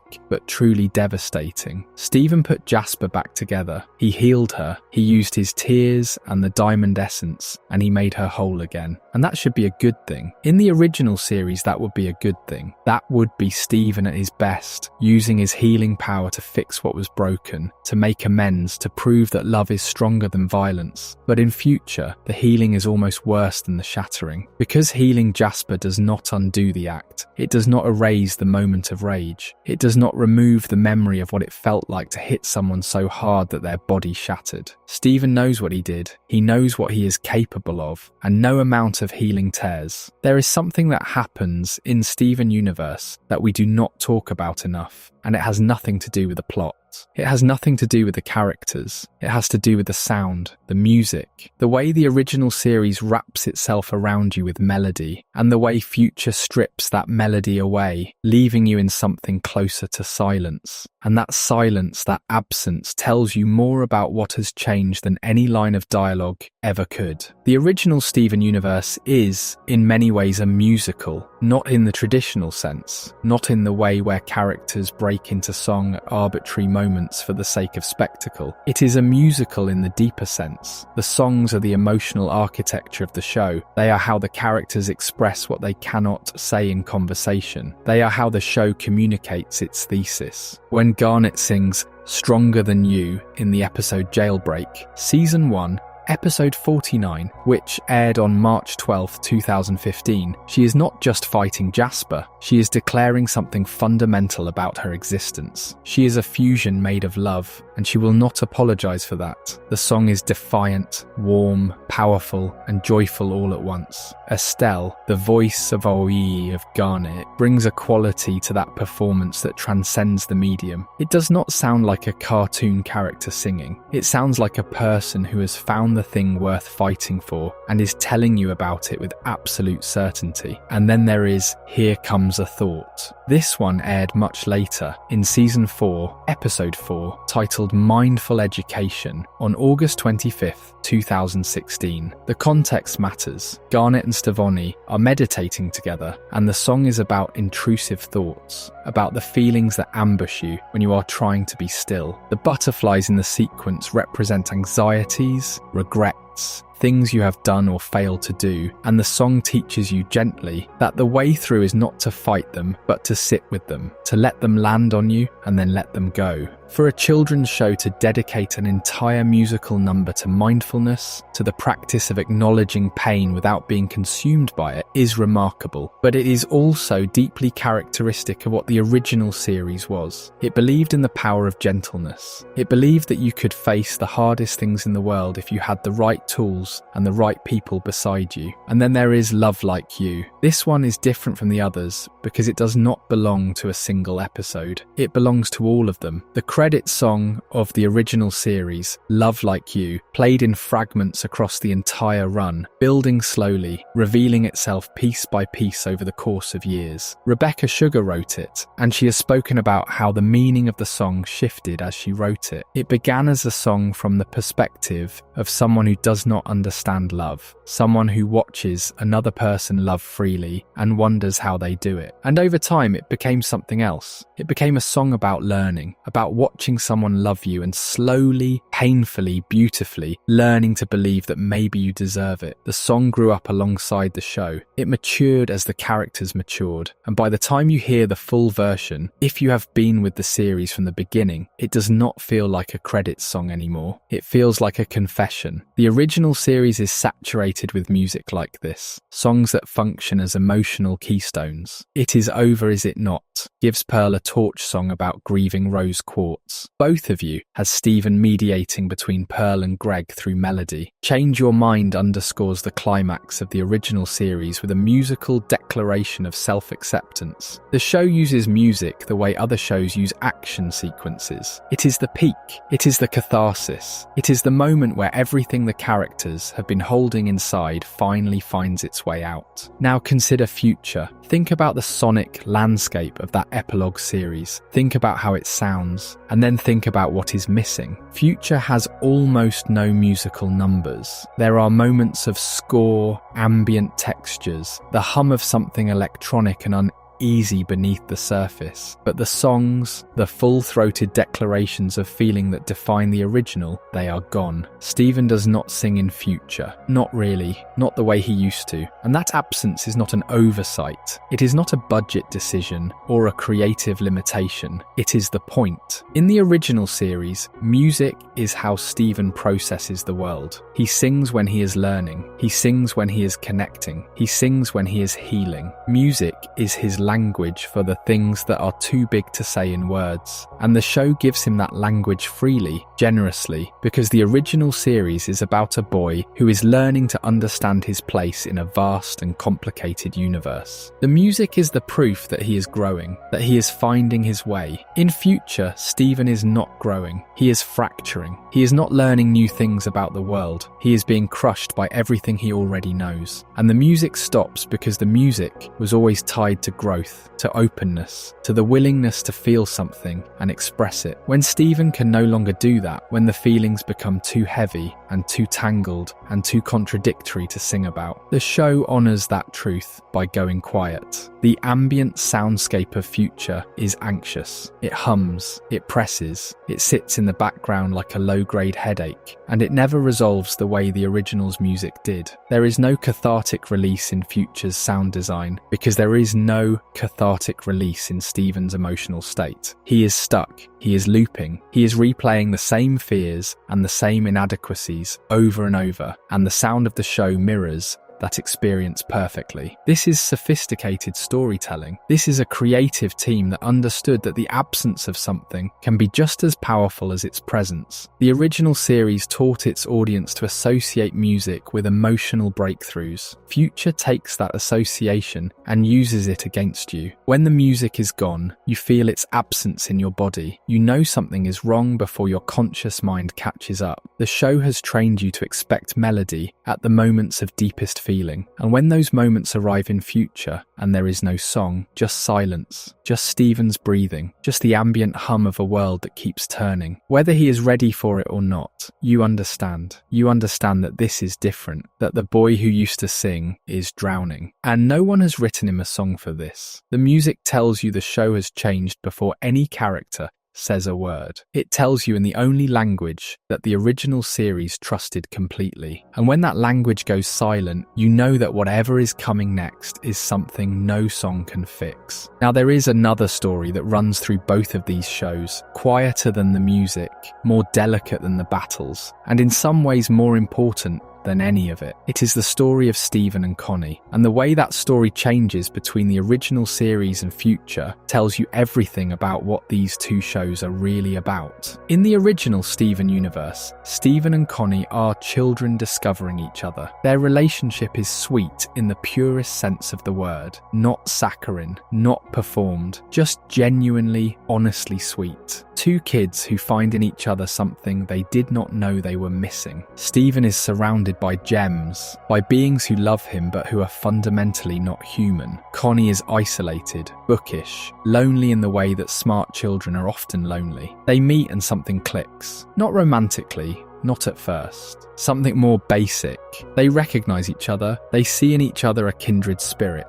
Someone who understands what it is like to feel out of place in the world. And then they fuse Stavoni, a fusion that should not be possible because Stephen is half gem and Connie is fully human, and yet it works. Stavoni is the physical manifestation of their connection, their trust, their willingness to be vulnerable with each other. And Stavoni is beautiful and awkward and uncertain, which is exactly what the relationship between Stephen and Connie is. It is two people learning how to be close to someone, how to share space, how to let another person in without losing yourself. The fusion is not just a power, it is a metaphor so precise and so tender that it almost does not feel like a metaphor at all. In the original series, Stephen and Connie train together, they fight together, they protect each other. Connie picks up a sword and learns to wield it, not because she is naturally a fighter, but because she wants to stand beside Stephen. She wants to be his equal, not his responsibility. And Stephen in turn learns that protecting someone does not mean shielding them from everything. It means trusting them enough to let them face danger alongside you. Their relationship is a slow, patient education in partnership, in what it means to love someone without controlling them. And then we get to Future, and everything is different. The Stephen we meet in Future is not the boy who discovered Connie on the beach. He is older, yes, 16 now, but the change is not just physical. He is carrying things. He is carrying years of trauma, years of battles, years of being the person who holds everyone together. And that weight is pressing down on every part of his life, including his relationship with Connie. In the 10th episode of Future, Together Forever, Stephen proposes to Connie, and the moment is designed to break your heart, not because it is sad in the conventional sense, but because you can see what is actually happening beneath the surface. Stephen is not proposing because he is ready to spend his life with Connie. He is proposing because he is terrified of losing her. He is proposing because Connie has plans. She is going to college. She is moving forward. She has a future that she is building for herself. And Stephen looks at that future and sees a world where he is left behind. So he does what he has always done. He tries to fuse. He tries to merge his life with someone else's because he does not know how to stand in his own life alone. And Connie says no. She says no, and it is one of the bravest things any character does in either series. She does not say no because she does not love Stephen. She says no because she does. She sees him clearly, more clearly than he sees himself, and she recognizes that this proposal is not about love. It is about fear. It is about Stephen trying to hold on to something, anything, because everything else in his life is slipping away. The crystal gems are finding new purposes. The era of conflict is over. There is nothing left to save, no one left to heal, and Stephen, who has built his entire identity around saving and healing, is standing in the rubble of his own usefulness, reaching for the one person who has always made him feel whole. And Connie, with a maturity that is genuinely extraordinary for a character in a show aimed at children, tells him that he needs to figure out who he is alone before he can figure out who he is with someone else. She does not abandon him. She does not reject him. She draws a boundary, and she draws it out of love, which is harder than any sword fight she has ever been in. This is what Future does with relationships. It takes the sweetness of the original and asks what happens when sweetness is not enough, when connection becomes dependency, when love becomes a life raft instead of a partnership. Stephen and Connie's story in Future is not a tragedy. It is an honest reckoning with the fact that even the most beautiful relationships can be distorted by pain, and that the kindest thing you can do for someone you love is sometimes to say, not yet, not like this. Come back to me when you have come back to yourself. Before we move on, if you are enjoying this analysis, please consider subscribing. It helps the channel tremendously. There is a question that sits at the heart of the difference between Steven Universe and Steven Universe Future, and it is a question about antagonism, about where the threat comes from, about who or what the hero is fighting against. And the answer to that question changes everything. The original Steven Universe has villains, clear, tangible, external villains. The Diamonds, Jasper. Homeworld itself, a galactic empire built on hierarchy and control, where gems are made for a single purpose and deviation is treated as defect. The conflict in the original series is operatic in scale. Steven is fighting a system. He is fighting an ideology. He is fighting beings who have existed for millennia and who believe with absolute sincerity that the universe has an order and that order must be maintained. The Diamonds are not evil in the way that cartoon villains are typically evil. They are not cackling or scheming for the sake of it. They are grieving. They are rigid. They are powerful beings who have mistaken control for love, and Steven's great act in the original series is to show them that love does not require control, that you can hold someone without gripping them, that you can lead without dominating.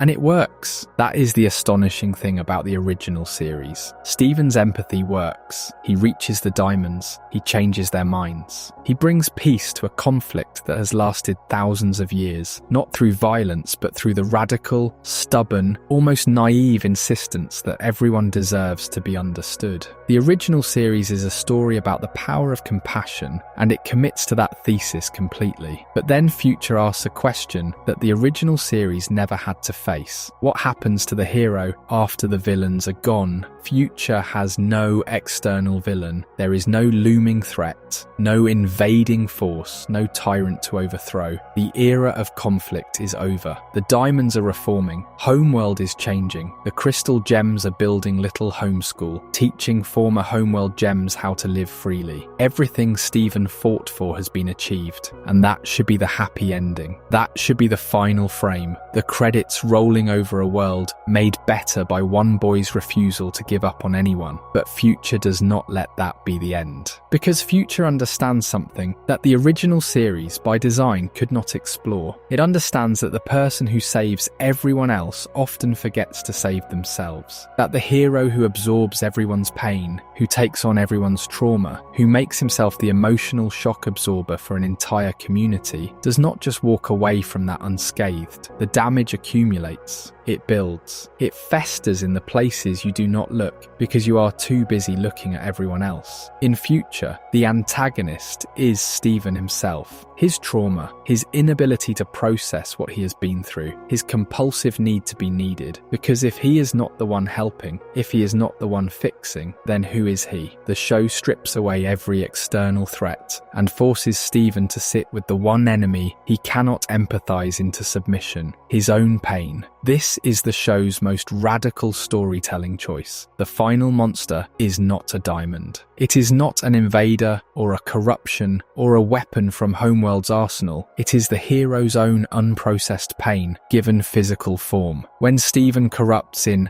I am my monster, he does not become evil. This is the thing that people miss, or perhaps the thing that people understand intuitively but struggle to articulate. Steven's corruption is not a fall from grace. It is not a betrayal of who he is. It is the opposite. It is the most honest thing he has ever done. For the entire run of Future, Steven has been holding himself together through sheer force of will, presenting a version of himself that he thinks the world needs, smiling through the fractures, insisting that he is fine when he is anything but, and when he finally cannot hold it anymore, when the cracks become too wide and the pressure becomes too much, he does not become a villain. He becomes everything he has been holding inside. The monster is enormous and anguished and radiating pain, and it is not Steven's worst self. It is his most honest self. It is the self that has been screaming for help the entire time, screaming behind the smile, screaming behind the competence, screaming behind the relentless, exhausting performance of being okay. The corruption is not a punishment. It is a confession. It is Steven finally, after years and years, admitting that he is not okay, that he has not been okay for a long time, that the boy who healed everyone else has wounds of his own that have never been tended to. And the way the crystal gems respond to the monster tells you everything you need to know about what love actually looks like. They do not fight it. They do not try to contain it or control it or fix it. They hold it. They wrap their arms around this massive, terrifying thing, and they hold it the way you hold someone who is sobbing, the way you hold someone who has finally broken down after years of pretending they were strong enough to carry everything alone. They do not say, "We can fix you." They say, in effect, "We are here. We see you. All of you. Even this part. Especially this part." The original series said that love could save the world. Future says that sometimes the world does not need saving. Sometimes it is just one person. And sometimes that one person is the one who did all the saving. And this brings us to something that neither show says explicitly, but that both shows, taken together, communicate with extraordinary clarity. It is about what it means to grow up, what it actually feels like.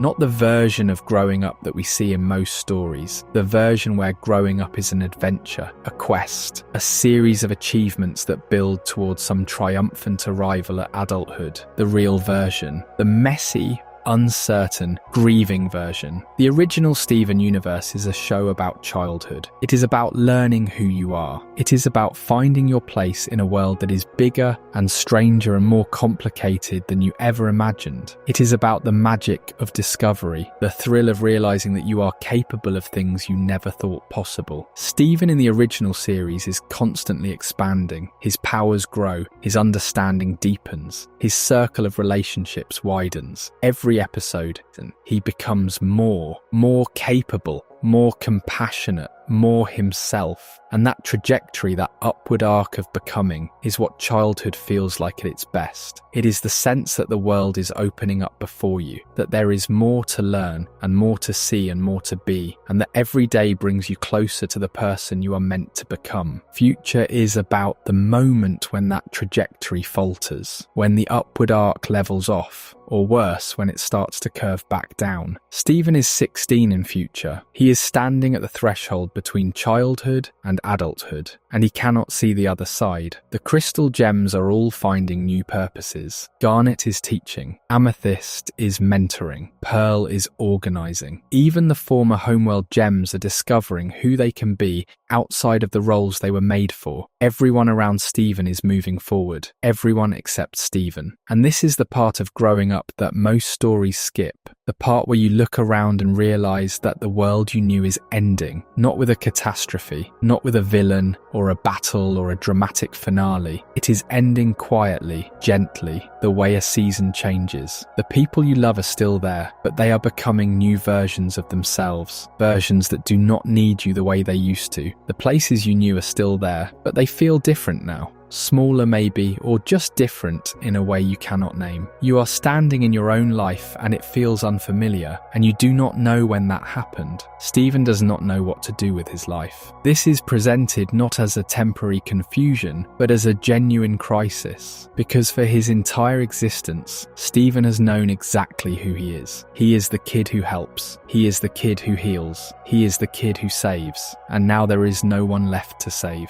The diamonds have been reached. Homeworld is reforming. The corrupted gems have been healed. The purpose that defined him has been fulfilled, and he is left standing in the aftermath, holding the tools of a job that no longer exists, wondering what he is supposed to do with hands that were built for holding other people together. Future is the rare children's show that acknowledges that growing up is not just exciting, it is also loss. You lose the version of yourself that existed before. The child you were does not grow into the adult you become. The child you were ends, and a new person begins. And that transition, that space between who you were and who you will be, is terrifying. It is disorienting. It is, in its own quiet way, a kind of death. Not a dramatic death, not a permanent one, but a real one. The death of a self that you loved, that you understood, that you knew how to be. And Future says that this loss is worth grieving, that you do not have to pretend it is easy, that you do not have to smile through the ending of your childhood and perform excitement about a future you cannot see. You are allowed to be afraid. You are allowed to mourn. You are allowed to sit in the space between who you were and who you will be and feel the full full weight of that uncertainty. But Future also says, and this is the part that matters most, that the uncertainty does not last forever. That on the other side of the grief, there is something new. Not better,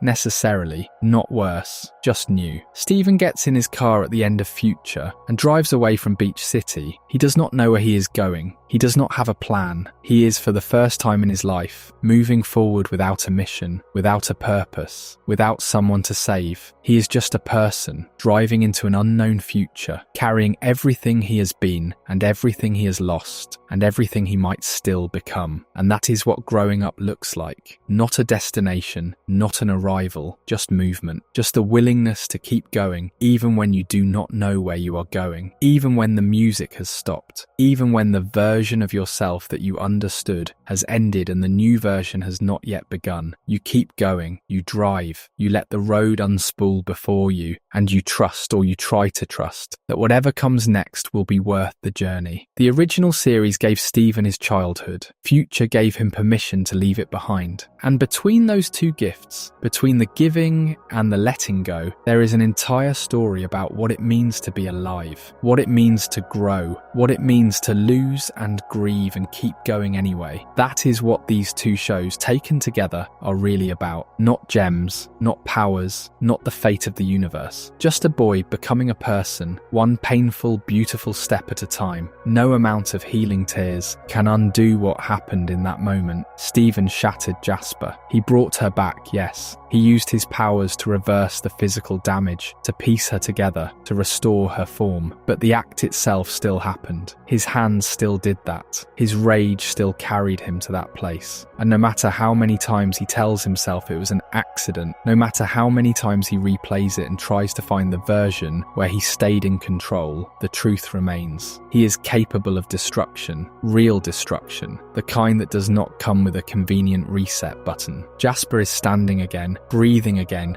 existing again. But Stephen is not the same person who walked into that fight. He crossed a line that he cannot uncross. And the most devastating part is not the violence itself. It is the realization that the violence felt natural, that somewhere inside him, in a place he has spent his entire life trying to ignore, there is a version of Stephen who wanted to win at any cost. That is the thing about healing someone after you have hurt them. The wound closes, the scar fades, but the knowledge of what you are capable of does not disappear. It stays with you. It becomes part of the story you tell yourself about who you are. And for Stephen, that story is becoming harder and harder to believe. He has spent his whole life being the gentle one, the kind one, the boy who talked his way out of every conflict, who believed that love was always the answer, who hugged his enemies until they became his friends. And now he has to sit with the fact that he shattered someone, that he became, even for a moment, the very thing he spent the original series fighting against. The echoes of Pink Diamond are not metaphorical anymore. They are literal. He did what she did. He broke someone apart. And the fact that he could put her back together does not erase the fracture inside himself. Before we move on, if you are enjoying this analysis, please consider subscribing. It helps the channel tremendously. What follows is one of the most quietly terrifying episodes in the entire series. It is called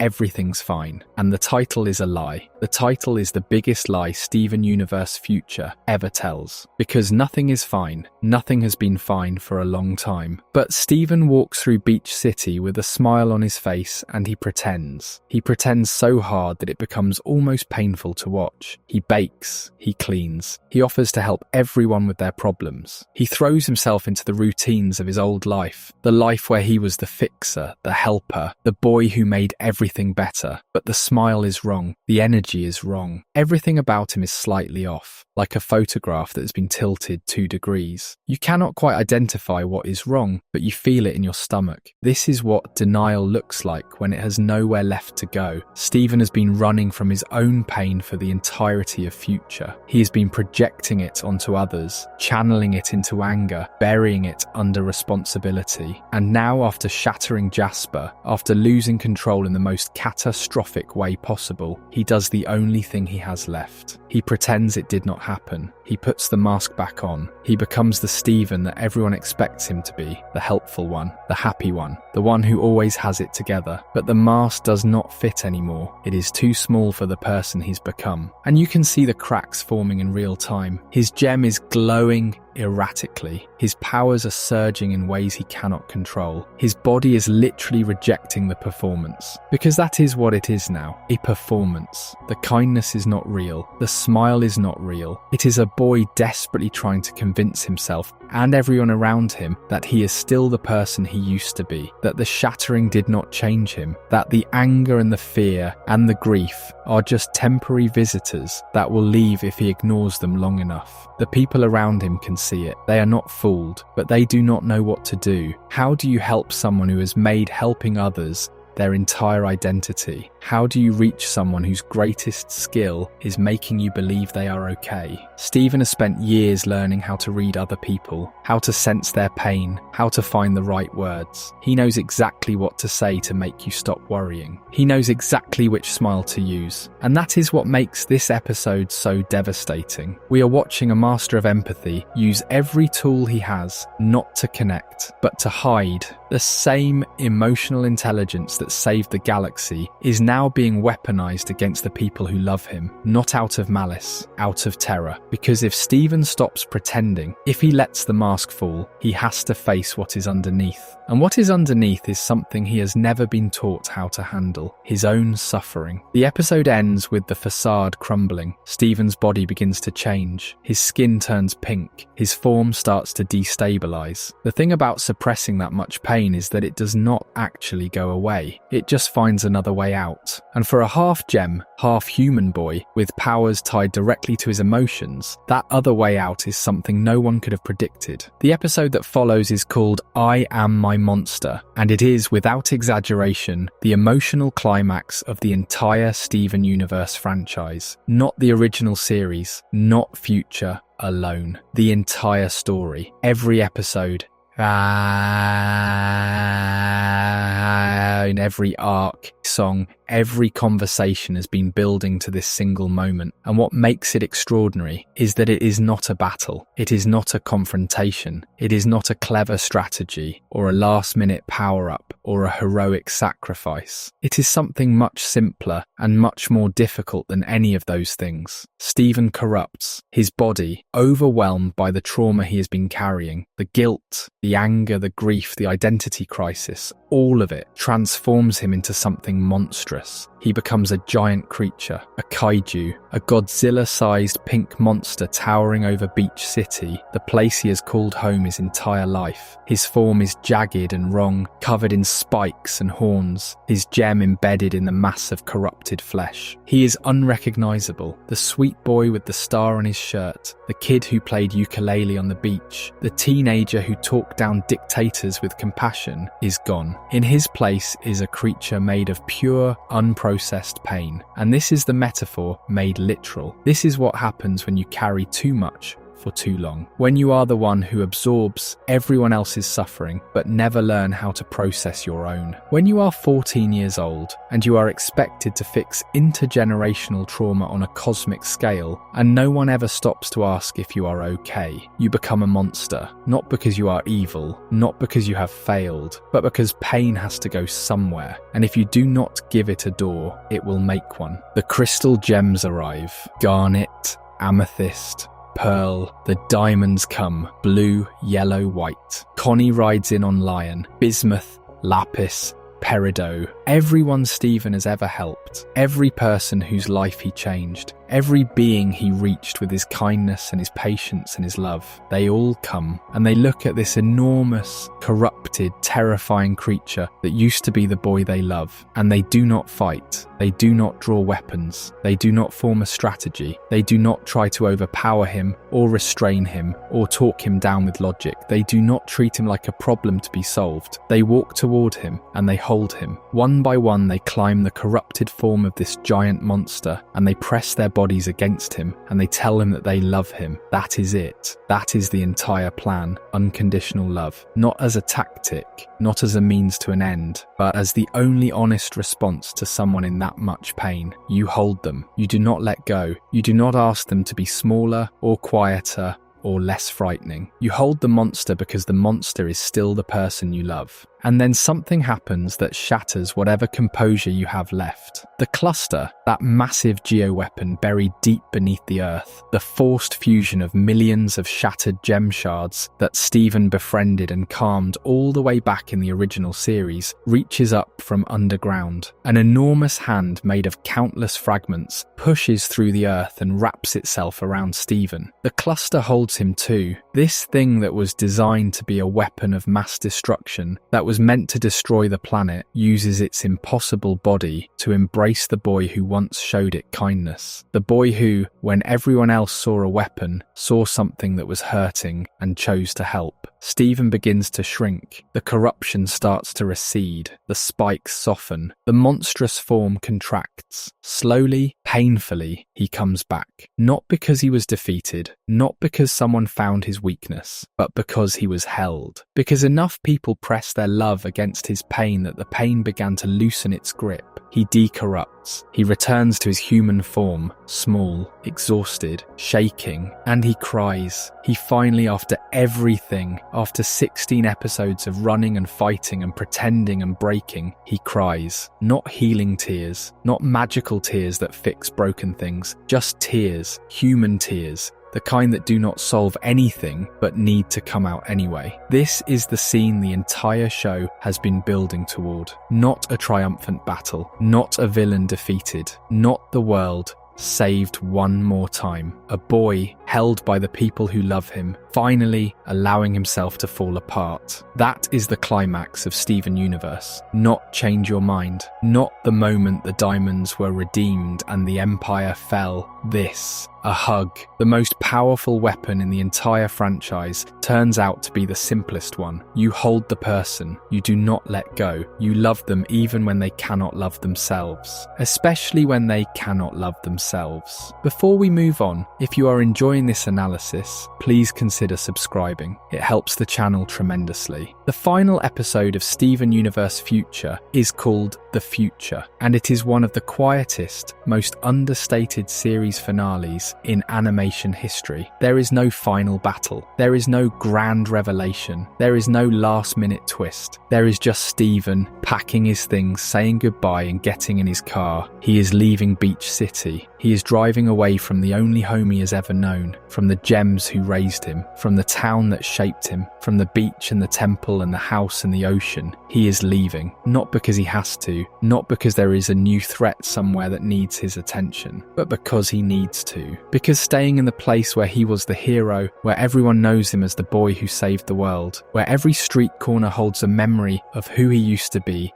is no longer healthy for him. He needs to find out who Steven Universe is when he is not saving anyone, when he is not needed, when he is just a person driving down a highway with no destination that matters more than the act of moving forward. He says goodbye to everyone. Each farewell is gentle and specific and a little bit heartbreaking. He hugs Garnet. He holds Amethyst. He stands with Pearl. He kisses Connie. He looks at the house one more time, and then he gets in the car and he drives away. The camera holds on Beach City growing smaller in the distance. The ocean fades. The temple disappears. And Steven Universe, the show and the boy, ends not with a victory, but with a departure. Think about what that means for a children's show. Think about the message that sends. The hero does not stay. The hero does not settle into the world he saved and live happily ever after. The hero recognizes that he is broken, that he needs help, that the place he loves is not the place where he can heal, and he leaves. He chooses himself. For the first time in his entire life, Steven Universe makes a decision that is entirely about his own well-being, not his family, not the gems, not the universe. Him. The original series ended with the world being saved. The diamonds were redeemed. The empire was dismantled. Era 3 began. It was an ending about systems and structures and cosmic justice. justice. It was the ending for the world. Steven Universe Future ends with none of that grandeur. It ends with a boy in a car. It ends with the smallest possible scale. One person choosing to go somewhere new, choosing to start the long and unglamorous work of figuring out who he is. It is the ending for Steven, and both endings are necessary, both are real, both are earned. The question posed by this video, when did it really end, has no single answer, and that is the point. Change Your Mind is the ending if you believe the story is about saving the world. The future is the ending if you believe the story is about saving yourself. And the truth is that the story is about both. It has always been about both. The original series built the myth. Future revealed the cost of living inside it. The original gave us the hero. Future gave us the person underneath. You cannot have one without the other. Change Your Mind without the future is a fairy tale. It is a beautiful, moving, important fairy tale, but it is incomplete. It tells you that love conquers all, and then it rolls the credits before you have to deal with the aftermath. The future without Change Your Mind is just sadness. It is a story about a broken boy with no context for why he is broken, no understanding of the impossible weight that was placed on his shoulders. Together they form something complete, something honest, something that respects its audience enough to say,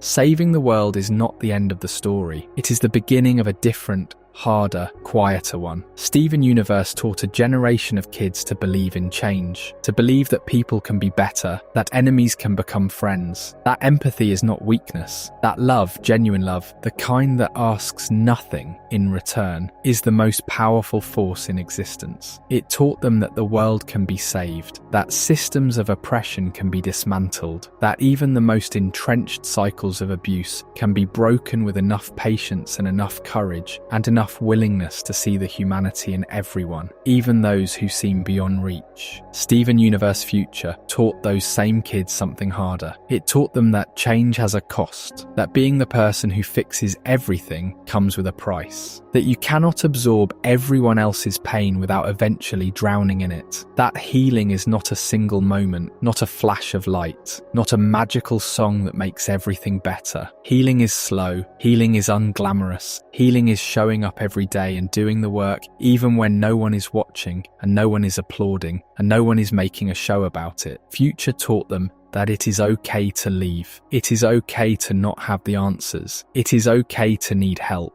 It is okay to not be okay. And that might be the most important lesson of all. Not the cosmic battles, not the diamond authority, not the fusions or the songs or the shield or the sword. The most important thing Steven Universe ever said is that it is okay to be a person who is struggling. That needing help does not make you weak. That walking away from the thing that defined you does not make you a coward. That choosing yourself after a lifetime of choosing everyone else is not selfish. It is necessary. It is survival. It is the bravest thing you can do. Both shows together form a complete story. One about saving the world, one about surviving having saved it. And if you remember nothing else from this video, remember the image it began with. Steven sitting in his car, looking at the road ahead of him. Not a hero anymore, not a savior, just a boy driving into an uncertain future with nothing but the hope that wherever he ends up will be the place where he finally learns to take care of himself. That image is not sad, it is not tragic, it is honest. It is the most honest thing the show ever gave us. The ending is not a destination, the ending is the decision to keep going. If you enjoyed this video essay, make sure to subscribe.